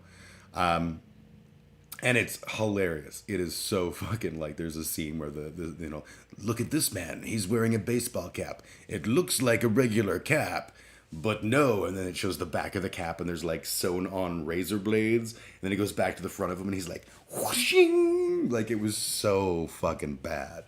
We're in the middle of watching this, and then she starts getting a hate raid. If you're not familiar with the concept of a hate raid, it's a raid full of hate. I think the name says it all. And it turns out that Nick Fuentes was watching her stream on his America First channel, which is not on Twitch, it's on something else. And he sent his, little ghoulish minions forth. And Riverboat Jack has plenty of mods and access to the stuff, so it was a non-thing. But as while this was still going on, she's like, Nick, I'm going to play something for you. And she has this video. I don't know where she got it. I tried looking for it just to watch it again because it was a good giggle. It's someone took a PragerU video complaining about something and how we need to normalize some horrible aspect of conservatism. And they changed it so that it was every time he said whatever the thing was, it was replaced with him saying cat boys. And so it was all about like, what we need is more cat boys. And it was fucking hilarious, especially because I did not know about the Fuentes Catboy thing. But it turns out that there's video of Nick Fuentes, prominent white supremacist, angry bitch boy, hanging out with a catboy and being 100% okay with catboys and with, essentially there's reason to suspect that Nick is maybe not quite as hetero presenting as he is. Now, I'm 100% supportive of that. I think that's fucking awesome. As long as he doesn't use his platform to marginalize people like, conducting hate raids on trans people. That might be a thing. It just sort of, it once again just feels like the chronic grift of the right, which is, I am terrified because I'm a bad person, because I have feelings that are not the norm. So I'm going to just stand as normie as I can and as loud as I can, be like, I'm normal, and anything that's not normal is degenerate and evil. Meanwhile, they're paying, men to have sex or whatever. That's what you get when you convert them back to hetero. You get Nick the Prick. I don't even know if he was converted back. Like, I don't know. I legitimately don't know whether he ever was saying he was anything less than heterosexual or whatever. But yeah. Milo Yiannopoulos is doing his conservative Christian arc these days, pretending to be a good Christian boy who no longer does the gay things. It's all a grift. It's all just trying to remain relevant and get money. And I find that just so sad and so weird. I am far from perfect, but I try to live my values. I try to be a pretty decent human being, and I try to, as best as I can, live the kind of authentic life that I do. And I, most of the time, pretty much nail that. No one's perfect, and I'm not going to pretend to be, and I'm not saintly. but it's important to me that I try. And I can't imagine living a life so fully and completely devoid of that integrity and of that honesty. Like, it's just so strange to me. So yeah, the argument that Marjorie did not know, she did not see, that she was going to a white nationalist rally. I feel like maybe that argument is weak like tea. And Marjorie, since I'm sure you're watching with my millions of viewers, I don't like you, and I hope that bad but non-fatal things happen to you. Marjorie Taylor Greene, for the record, I think is also a grifter. I think she's not anywhere near as passionate about her vibe as she says. She's always struck me as someone who phones it in terms of being committed, but I think that she's happy. You know what? I don't even know if that's even true. Like, she used to be a different person, and then she got this sort of running leap into the Republican world with her pro-Trump QAnon rhetoric. But maybe she is. Maybe she's full on a Q. It's hard to know. But I definitely think that she played a role in fucking January 6th. That's all I'm saying. She decided to grift. And that's the thing, is like I'm 50-50 on whether or not that's the case. Like, Q also rots people's brains, right? There's perfectly reasonable, rational people who have suddenly just drank the Kool-Aid and are like bananas. And I don't know. I know that's like an ableist term, and I probably shouldn't use it, but I can't think of a better way to say the brain rot that they experience from Q. Yeah, Rex Murphy, like a guy who was really not goofy and is now like dedicated goofy. Like, it's surreal. The people who are hanging out and are like waiting for the return of JFK Jr. or no, Robert Jr. What was it? I don't remember which kid. One of the dead Kennedys. Speaking of which, I will be singing some dead Kennedys later in the broadcast. That was a segue. Pamela Wallin. I don't know anything about Pamela Wallin. Patrick Duffy. Yeah, there's a slew of these people that it's like, wow, how do you go from what you were to like a foam at the mouth Q person? I don't understand. And maybe I'm not supposed to. Maybe the fact that I make I know they got paid, but I'm talking about the people that buy in, that are like all aboard the Q train. I don't get it. But I've got all my chromosomes, and I'm a critical thinker. I feel like a lot of people mistake questioning authority and standing up against tyranny for blindly questioning authority and blindly defying.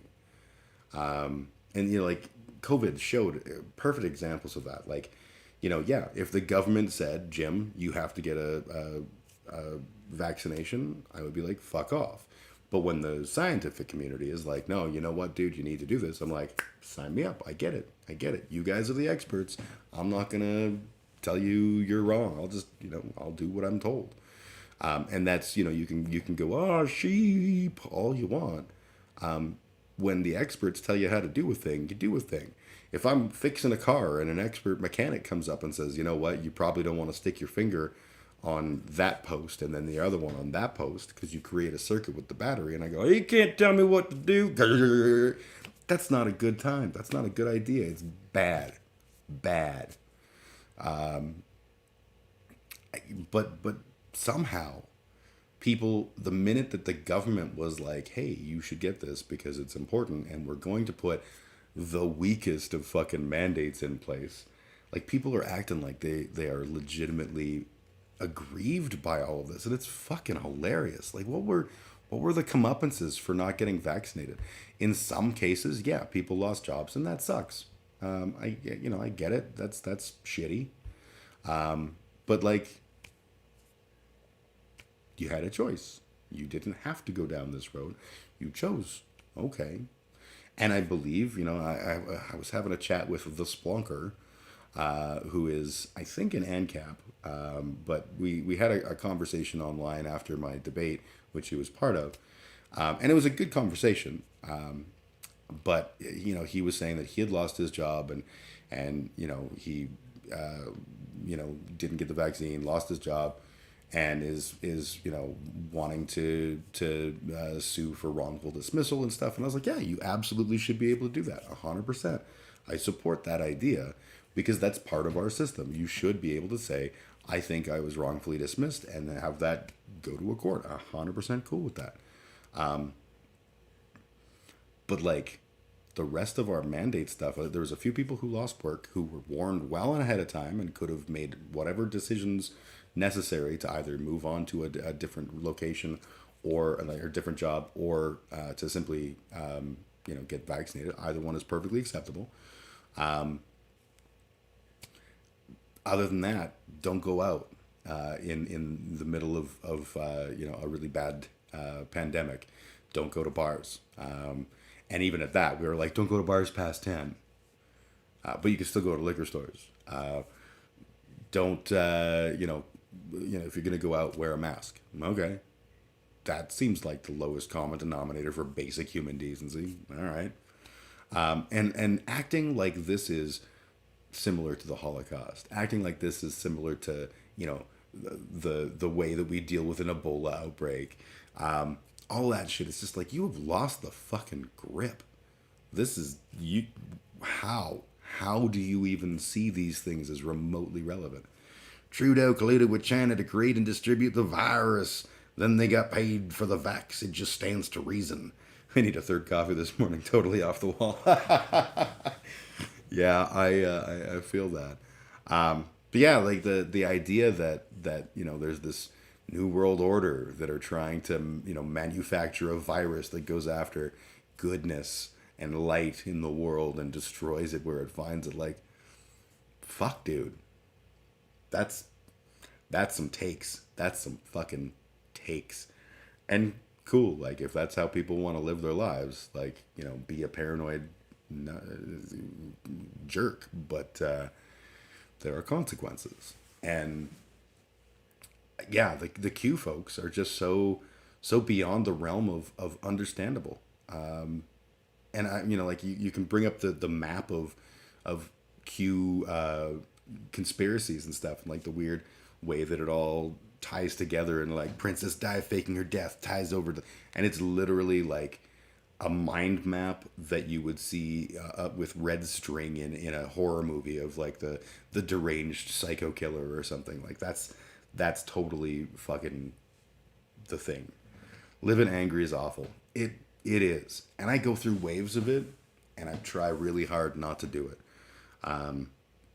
Because it ain't doing anyone any good to be angry. But more importantly, it feels really fucking bad. We've all got plenty of reasons we can be angry, and we can be distrustful, we can be fearful, we can blah, blah, blah, blah, blah, blah, blah. But what are we getting out of it? It fucking sucks. Right? That's not a sheeple statement. That's simply like, focus on the things that are good. Focus on the things that make you, does this bring you joy? And just living in that perpetual spiral of anger and frustration is just such a terrible way to be. I used to see that in people I knew that were so fucking, consumed with their own anger. And it, I still see it, but it breaks my heart every time. I want better for people than feeling like that, because it's a absolute shit way to feel. But I ain't the boss of the world. I don't get to control how people feel, at least until Proposition 17 becomes law. If that was the case, I feel like people always talk about, like, you just want to be a dictator. I would be the worst dictator. I'd be the best dictator, but I would absolutely be the worst dictator. I would, I'm a kind, caring person. I would be that benevolent dictatorship dude. But deep down, I know, Pat King comes up for sentencing, and I'm like, That's not good policy. It's not good policy. It's actually pretty good policy, but probably not sustainable model for like a decent democracy. But then again, I'm a dictator. I'm a benevolent. I don't have to worry about a sustainable model for a successful democracy. I'm a dictator. Fuck the world. I get to choose who lives and dies. No, that's terrible. I wouldn't even want that responsibility because it probably would suck a lot of butt. And, you know, if you're into sucking butt, that's cool, but I'm not. So therefore, I would not enjoy the process of being a dictator. That's a weird ramble. Sometimes I do that. Sometimes I go off on the weird rambles, and it's a bunch of fun. That's going to do a thing. I got to click that. There we go. Okay, cool. Just planning ahead. You know what I want to talk about? I want to talk about weed and addiction. And this is a dumb thing to talk about, I grant you. But I watched Xander Hall. No, Hunter Avalon was chatting with his someone from his community, and they were arguing about the idea of him saying that he had been addicted to marijuana, and he was in the midst of quitting. This is just a new thing for Hunter, and I think that's really awesome. And people seem to have this really, really dumb idea that you can't be addicted to weed. So I'm gonna just like burst that bubble. I am no doctor. This is not legitimate medicine that I'm about to say. This is only opinion, and I could be wrong because what the fuck do I know about the world?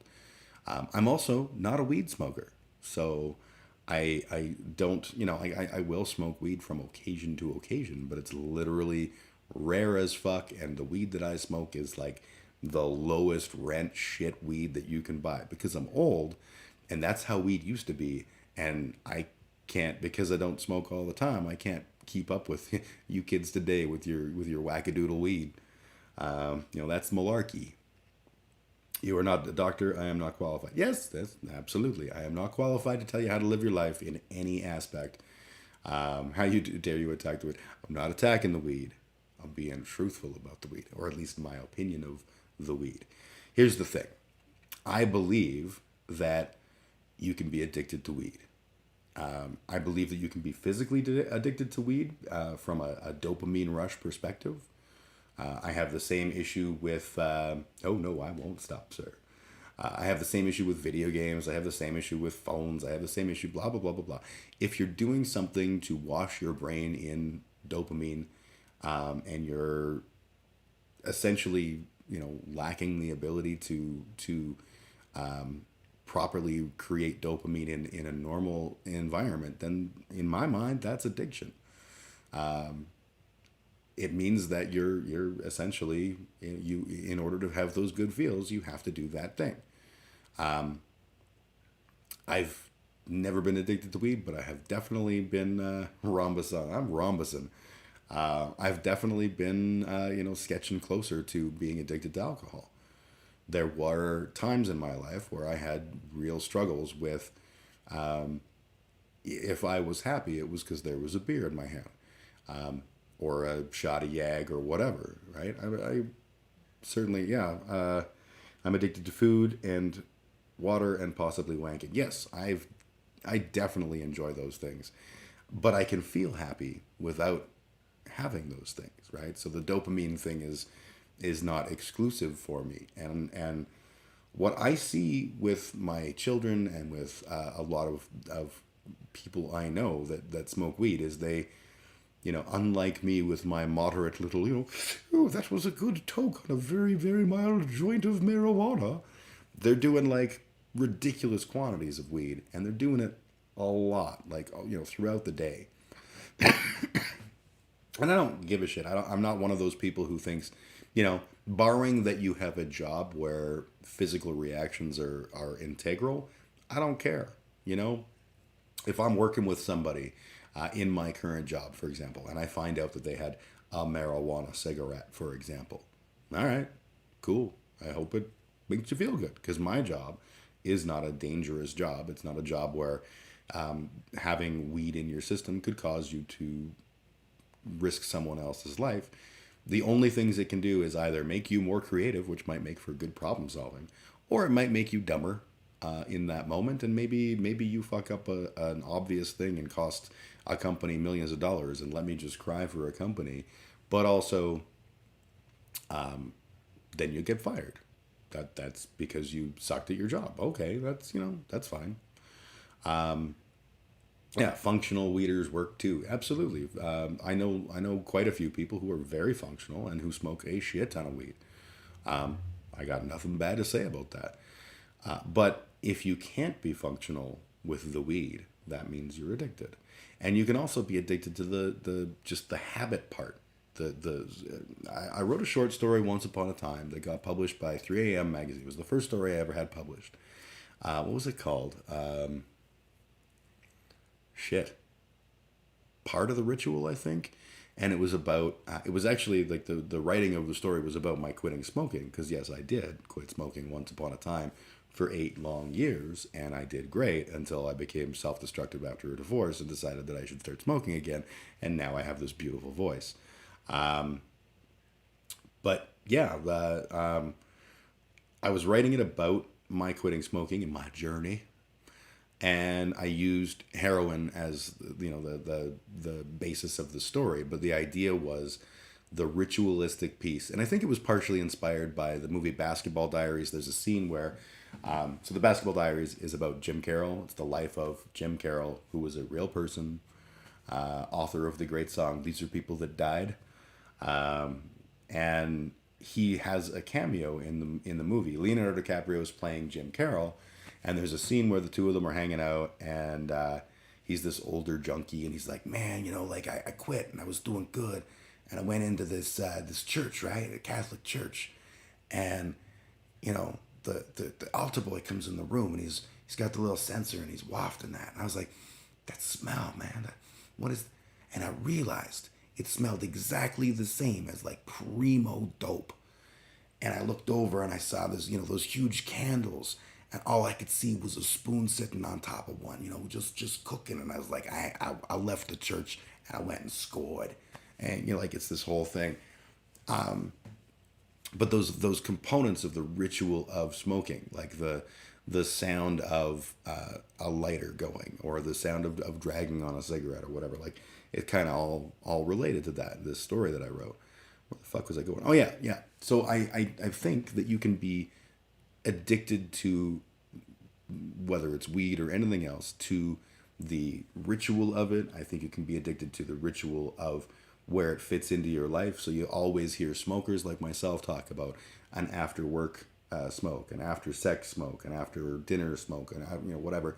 But also we smoke when we're angry, we smoke when we're happy, we smoke when we're stressed, we smoke when we're bored. Like it becomes this sort of catch-all for all the stuff that we do. And I think that same thing happens with weed or whatever else. When you use it as punctuation around activities, then activities feel less fulfilling if you don't do it. And you hear people all the time go like, I want to quit smoking, but that one after sex is so gorgeous. It's just a fucking cigarette. They taste like shit. This is the facts. But that's how we do. Weed and wank is danger. Functional alcoholics work, functional weeders work. Hero does. What is the definition of addiction? Google, help me now. The fact or condition of being addicted to a particular substance, thing, or activity. Is that seriously the answer that Google gave? What is addiction? The act or condition of being addicted? Like, come on, Google. In my mind, there's physical addiction, which would be around things like the requirement for dopamine being necessary. And not being able to properly generate dopamine without the thing. I think that's a valid physical dependency, as well as other things like there are nicotine receptors in the brain. And I don't imagine that when Jesus was inventing humanity, he put nicotine receptors. But there are things that nicotine collects to that produce positive feelings. And when nicotine is not present, they send out chemical messages going, what was good was nicotine. You should get some more nicotine. So I would say that's like the physical part. And then I think the mental part is being so accustomed to doing a thing. So at the start of COVID, I found out that I have slightly high cholesterol. not ridiculously high cholesterol, but slightly high. And my doctor said to me, well, Jim, you're at a place where you can make a choice. You can quit smoking, or you can go on medication for the rest of your life. You're going to wind up on medication for the rest of your life eventually, because of the way that, cholesterol ain't gonna get better. But if you don't quit smoking, you're going to have to take some medication. And I was like, okay, cool. Obviously I'm going to quit smoking. I did not quit smoking. And he put me on the pills to quit smoking. And the pills to quit smoking were extremely effective. And I would wake up in the morning and not feel the need for a cigarette. And I'd be like, yeah, I don't need to smoke. And then some amount of time would go on, and I wouldn't have a nicotine fit, because I actually don't experience those really anymore. I have the mental version, which I can think through, but like an actual physical craving, I generally don't get. So I wasn't having a nicotine fit, but it was literally like total disinterest in my own health, total disinterest in COVID, depression, and fatigue. And I was like, I don't fucking care. I'm gonna go have a smoke. I'm bored. That's not a good look, but it's an honest look. And that's the reality. I stopped taking the pills because I went through an entire cycle of the pills where you're supposed to have quit, and I'm still smoking, and I'm still like, I literally can tell that I'm doing it out of boredom and malaise. So I was like, I should not take these pills. So I opted to get the cholesterol pills, and then haven't refilled the prescription ever since. So I'm not good either. I should really do that. But we're not here to talk about me. We're here to talk about me. This looks a bit better. An addiction is an urge to do something that is hard to control or stop. And I would say that, yeah, that is a really good answer. And I would say that feeds into what I'm saying about both a physical addiction, where you have a physically triggered urge to do something, and whether it's habitual, like always having a smoke after mealtime, or if it's just the overall, like you may not be physically addicted, but your brain is certain that you are addicted. Those are examples of an urge to do something that is hard to control or stop. So yeah, I like that definition a lot better. And it doesn't have addiction as the definition. What is an addiction? Well, it's an addiction, guy. That's probably not the best, most useful answer to that. Yeah, I'm by no means perfect. Still need to take either cholesterol pills or quit smoking, and I'm doing neither. And cholesterol's grim. Like, I only have a tiny little bit of cholesterol, but it's there. But essentially, why you quit smoking when you have high cholesterol? Yeah, I'm not perfect. I'm sorry, I'm Canadian. I know you've held me on this pedestal for so long, pedestal for so long. When you smoke, apparently, what happens with cholesterol is you get the crunchy outer layer that forms in your veins, and inside that is the gooey soft core, the molten core of love, which is the really, really bad stuff. So you have the problems with cholesterol, building up around your blood vessels and causing constriction, so that you're having a harder time pumping blood through your system. That's valid. But the other part of it is that you have the outer core and the gooey center. And when the gooey center gets out of the outer core, the gooey center is like redonkulously toxic. And I'm not talking about like, someone who says bad things on the internet. I mean, like, it hits your heart and you are a dead motherfucker. That's bad. That's bad. The gooey core is the bad. And nicotine apparently weakens the hard, crunchy outside. So that's why there's a rise in things like heart attacks, because that's what happens when you get the goo into your heart, is you have a cardiac arrest and you fucking die. And I might have the particulars wrong, but essentially that's the jism of it. So when you smoke, you are weakening the harder outside stuff, making it more likely that the goo can escape and can find your heart and make you a dead person. If all it took was logic and reason, we'd all be athletes. Food would simply be fuel, and we'd never put anything in our bodies or lungs that was bad for us. Absolutely true. Apparently, logic and reason isn't enough, and people live their lives. Shame is bullshit. I think shame is bullshit, but I think that there's a certain amount of shame. Shame is like anything else. We experience complex emotions, and they're good, and they have things to tell us. There's value in the lesson, essentially. So shame as a human emotion is an important thing, because what we need to do is understand, why am I feeling ashamed? What can I do to, what's triggering it? What can I do to resolve that? And how do I then not allow this shame to control me? What we tend to do is dwell in the shame. And that is a problem, because there's no resolution, there's no resolve, there's no fixing things. And in some cases, we may not have the ability to fix the thing we're ashamed of. But, the lesson is repeated and learned ad nauseum. So for example, I was an overeater and I became fat. And I had some shame about that. I'd always had problems with my body, but every time I overate, I would feel like a gross fat fuck and then probably go eat some more. That's a shame spiral that doesn't do anyone any good. Now, when I, for example, let's just say I overate. I actually overate last night. I had far too much food, and it was delicious. And after finishing it, I was like, that was probably dumb. I probably didn't eat all that food. And then I thought about it, and I was like, you know what? Like, who gives a shit? I ate food. Food was good. I had food. I put it in my mouth. I chewed it all up. I swallowed it. I'm going to eventually poop it all out, minus the bits and pieces that were good for me to continue living. I probably shouldn't have eaten as much as I did, but okay, live and learn. I will do things to counteract. I maybe will exercise, or go lighter next time. Maybe I'll skip breakfast. There's a million ways to feel that shame, recognize it, and go, okay, you're not going to ruin my life, but there is something you're telling me here. I actually had this conversation with one of my adoptive children, talking about, in his case, it's anger. For me, it was jealousy, and I think I've mentioned the story of my coming to grips with the fact that jealousy is a normal human emotion many times over the time. But, he was having a problem with anger, and I'm like, yeah, I get it. Anger's a thing.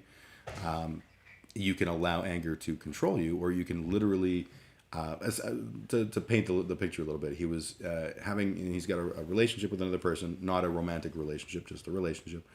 And that person regularly causes him to become angry and sort of fly off the handle, verbally, non-threateningly, and stuff like that. And he was struggling with, what do I do about this? And I was like, you have to learn to control your reaction. Feeling anger is valid. You probably are feeling anger because of a thing. And in this particular case, we had a trigger that was something that he, understood. And it was essentially a misinterpretation of events. And I said, here's the thing. You got angry. If you had taken the time to try to understand why you were angry and think about the events, you probably, you might not have picked up on the fact that you were in the wrong. But you probably would have been able to go like, this is not a big deal, because it wasn't. It wasn't like, someone threatened to attack him or anything like that. It was literally just somebody said a thing and it rubbed him the wrong way. And you can go, okay, well, why did that rub me the wrong way? Do I need to address this? Do I need to get mad about it? Maybe getting mad about it is the exact right thing. Maybe losing myself in that rage is totally cool. But maybe it's not. And having that control is vital. You can build a good habit just as easily as a bad one. This is very true. And honestly, that actually is even more true. And I'll tell you why I'm at. No one smokes and becomes addicted the first time they smoke a cigarette. Crackheads don't become addicted the first time they take crack. That is one of those things that we tell ourselves that is completely stupid. And it's all this genetic fallacy about certain people are more likely to become more prone to addictions and all that kind of shit, which is just stupid and garbage. At the point where we thought you could use that as an answer was a long time before we knew what the genome looked like. So Maybe blaming genes was a little early. But here's the thing.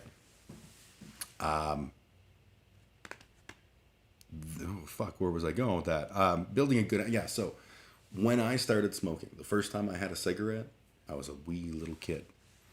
I had a cigarette. It was terrible. I coughed a lot. I smugly was like, thank God I'm not like those dumb grown-ups.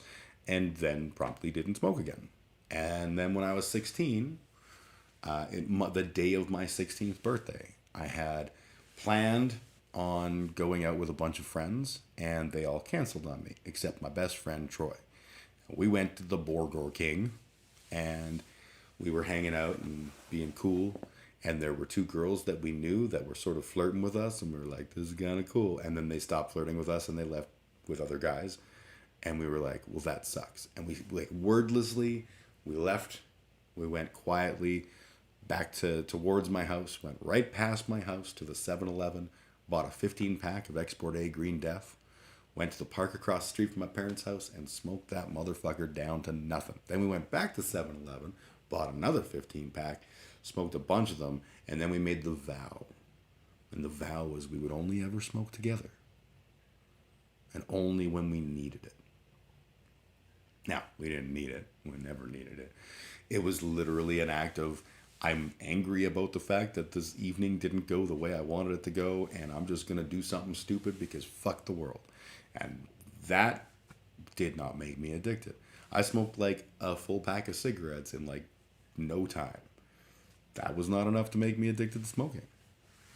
I then went to school the next day. And there was Troy. And I was like, dude, I'm having such a rough morning, man.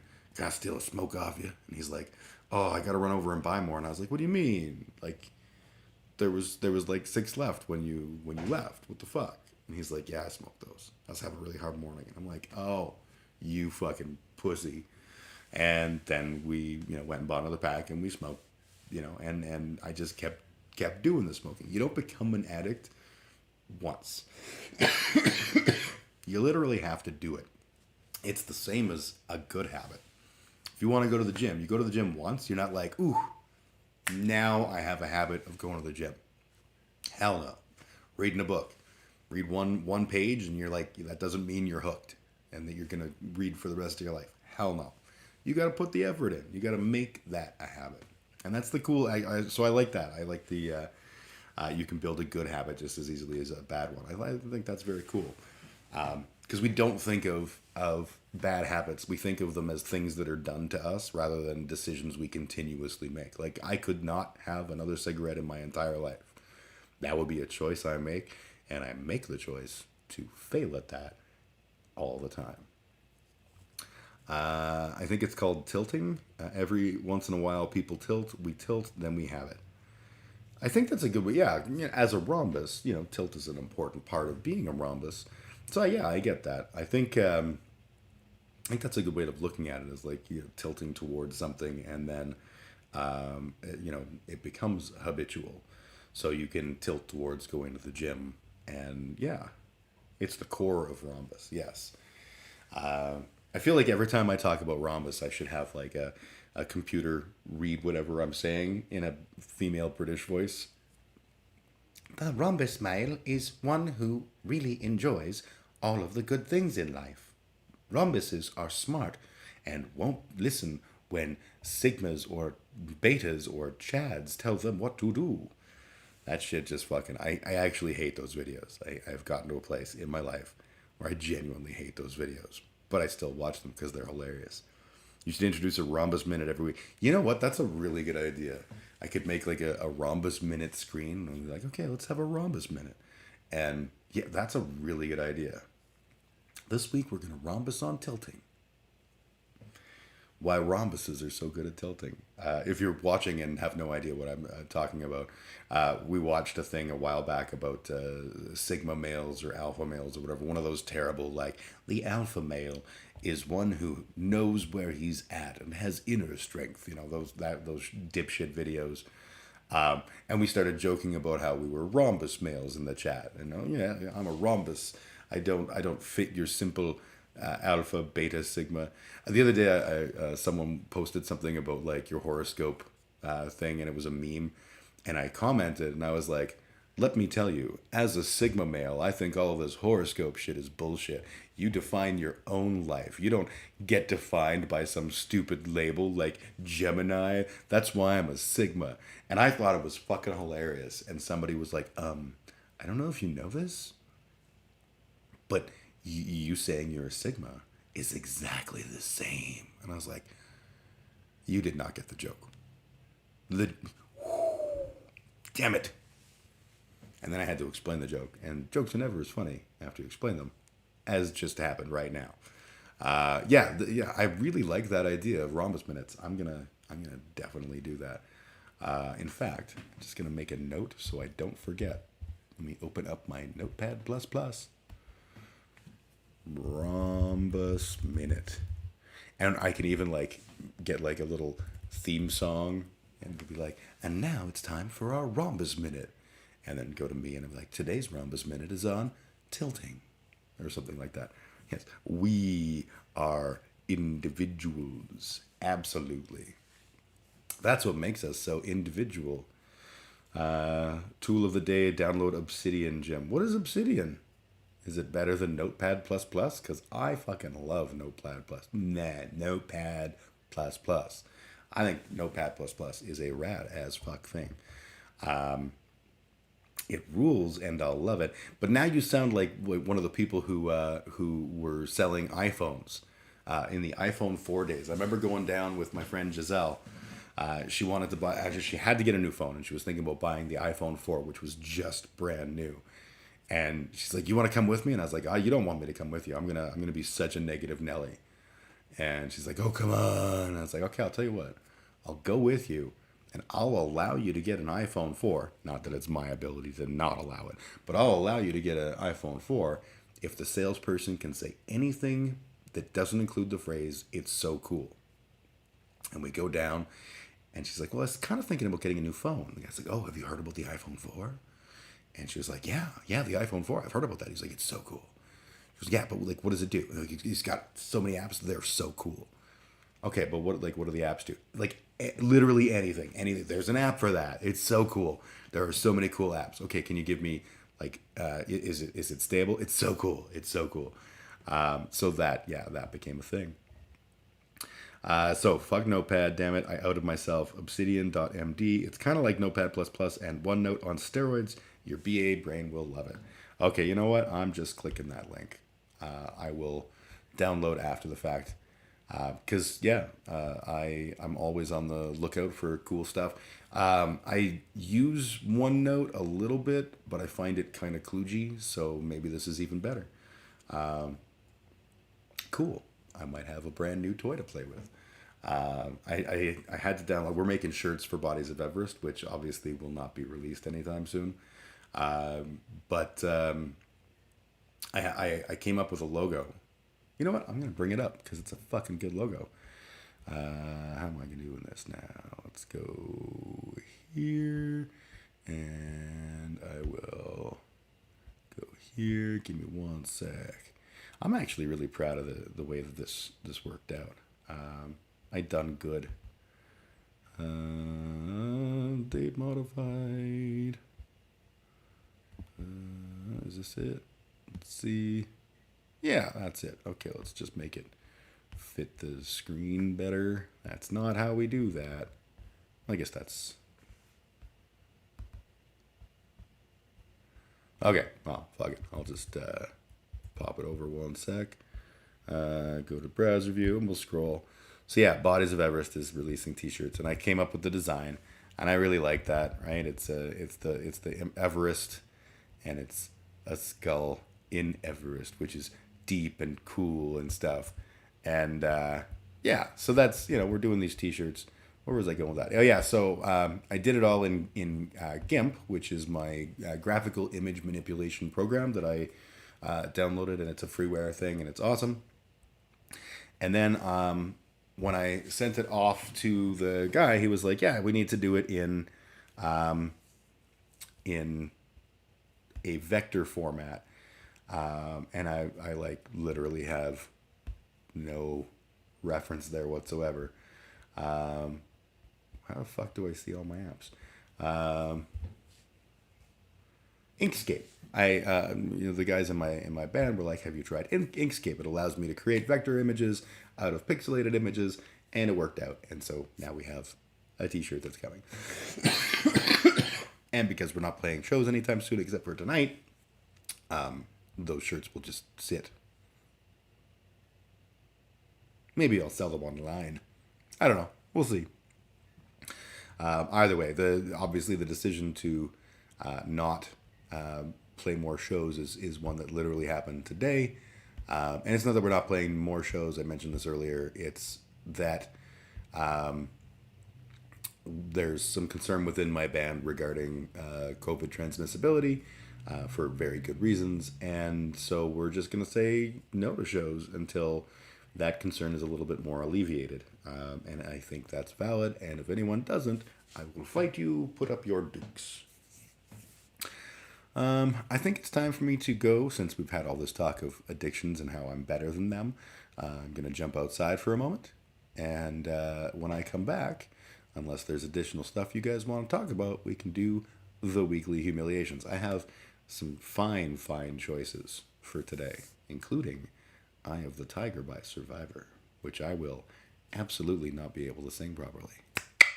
So I'm going to put on some background music, and you have to go? Okay, I'm Canadian. I love you, buddy. Thank you very much for hanging out. Always a pleasure. And I will see you soon, my friend.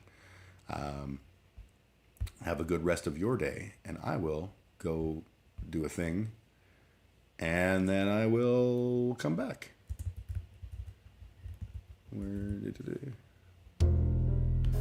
There's the cheesy music. There's the thing on my face, and mute the mic.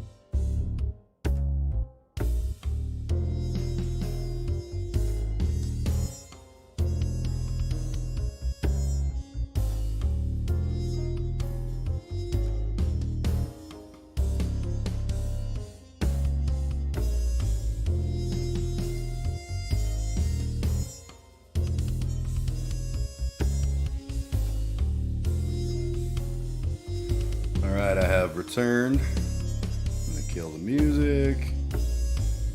Where the hell's the music? There it is. And then take the thing off my face. And we're ready to keep on rolling. I'm gonna assume that chat's gonna be pretty quiet at this point with I Am Canadian gone. Who do we have in chat according to this? Dr. Jitters and Capix06. And go with him. I'm assuming y'all are here, but probably, since it was pretty much just I Am Canadian that was chatting, I think it's a fair bet to say I'm just going to move on to the weekly humiliations, wherein I karaoke like a karaoke champion. And you all suffer the consequences. So we're going to do that. I have 4 songs that I planned on doing, and we will do them now. All right, here we go. Start with some Survivor, Eye of the Tiger. This is going to be terrible. Little help from my friends. I love this song. Hopefully, it'll be really good. And y'all will be like, oh, that was beautiful. I'm obviously doing the Joe Cocker version because of the fact that I sound like I'm a throat cancer survivor.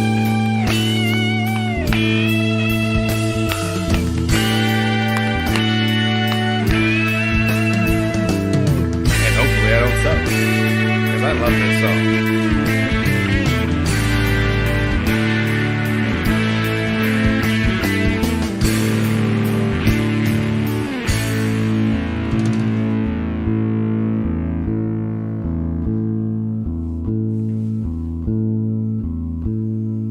What would you do if I sang out of tune? Would you stand up and walk out on me? Lend me your ears and I'll sing you a song. I would try not to sing out of key. Oh baby, I get by with a little help from my friends. All I need is my buddies. Said I'm gonna get high. Oh yeah. Ironic given that I talked earlier about how I don't smoke weed. What do I do when my love is away? No. How do I feel at the end of the day? I tell you, I don't get sad no more. When I get down with my friends, hey, I'm gonna try. Keep on getting high.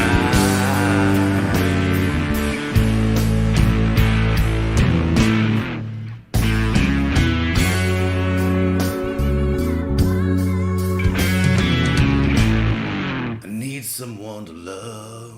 I wish that voice was louder. All I need is someone who knows just where I'm going, yeah. Someone knows where I'm away. I don't know that part.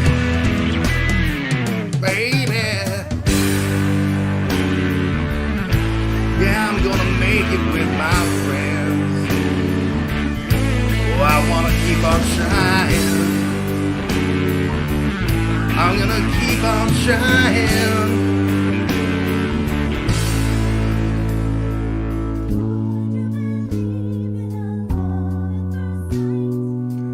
I'm certain that it happens all the time, yeah.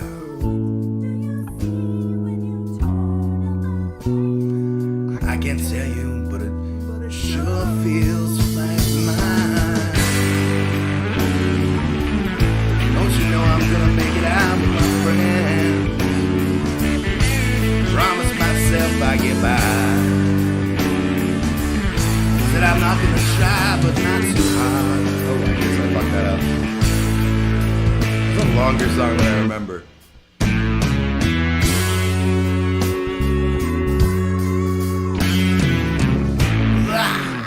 Oh, yeah.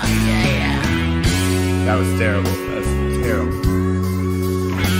Oh, it's gonna be somebody gonna treat me right. I know Oh yeah, somebody just take me now. Oh yeah, yeah. Said I'm gonna get by with my friend. I said, oh yes, I'm gonna keep on trying. I'm gonna try with my friend.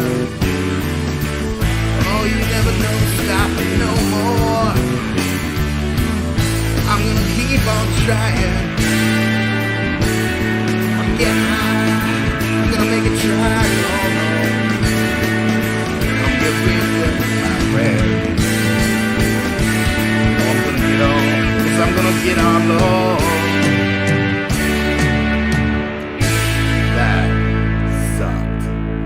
That's why we call it weekly humiliations, because sometimes I make poor choices that would have been nowhere near as bad if I had just tried the song beforehand. But I didn't. All right. Well, I think at this point then, since chat's quiet and karaoke is done, I feel like it is time for me to bid you adieu. And hope everyone has a great rest of your day. If you're in the Calgary area and you want to come see the last Bodies of Everest show for a good long time, we're playing Verns tonight. It'll be a good time. We're playing with the homies in Owls and Eagles and Skulk Partition Route. I used to work with the singer of Skulk Partition Route once upon a time. I'm really stoked to see the project. I've seen videos and they're just ridiculously strange and fun. And Owls and Eagles, of course, that's the homie Mark Russell and Ross Ferguson, been friends of mine for many a year. And so I'm super stoked to share the stage with all those guys. And yeah, we're going to be taking a break on gigs to focus on writing and recording, and also just to avoid the COVIDs, because that's the thing that we feel we need to do right now. We will potentially play some open air stuff if festivals call us back, which they will, because we're awesome. And in the meantime, we'll just keep on writing, keep on recording, keep on making videos, and hopefully making new fans along the way. And of course the t-shirts, and we got the long sleeves, blah, blah, blah, blah, blah. So anyways, that's enough for me. Love y'all. Thank you for hanging out.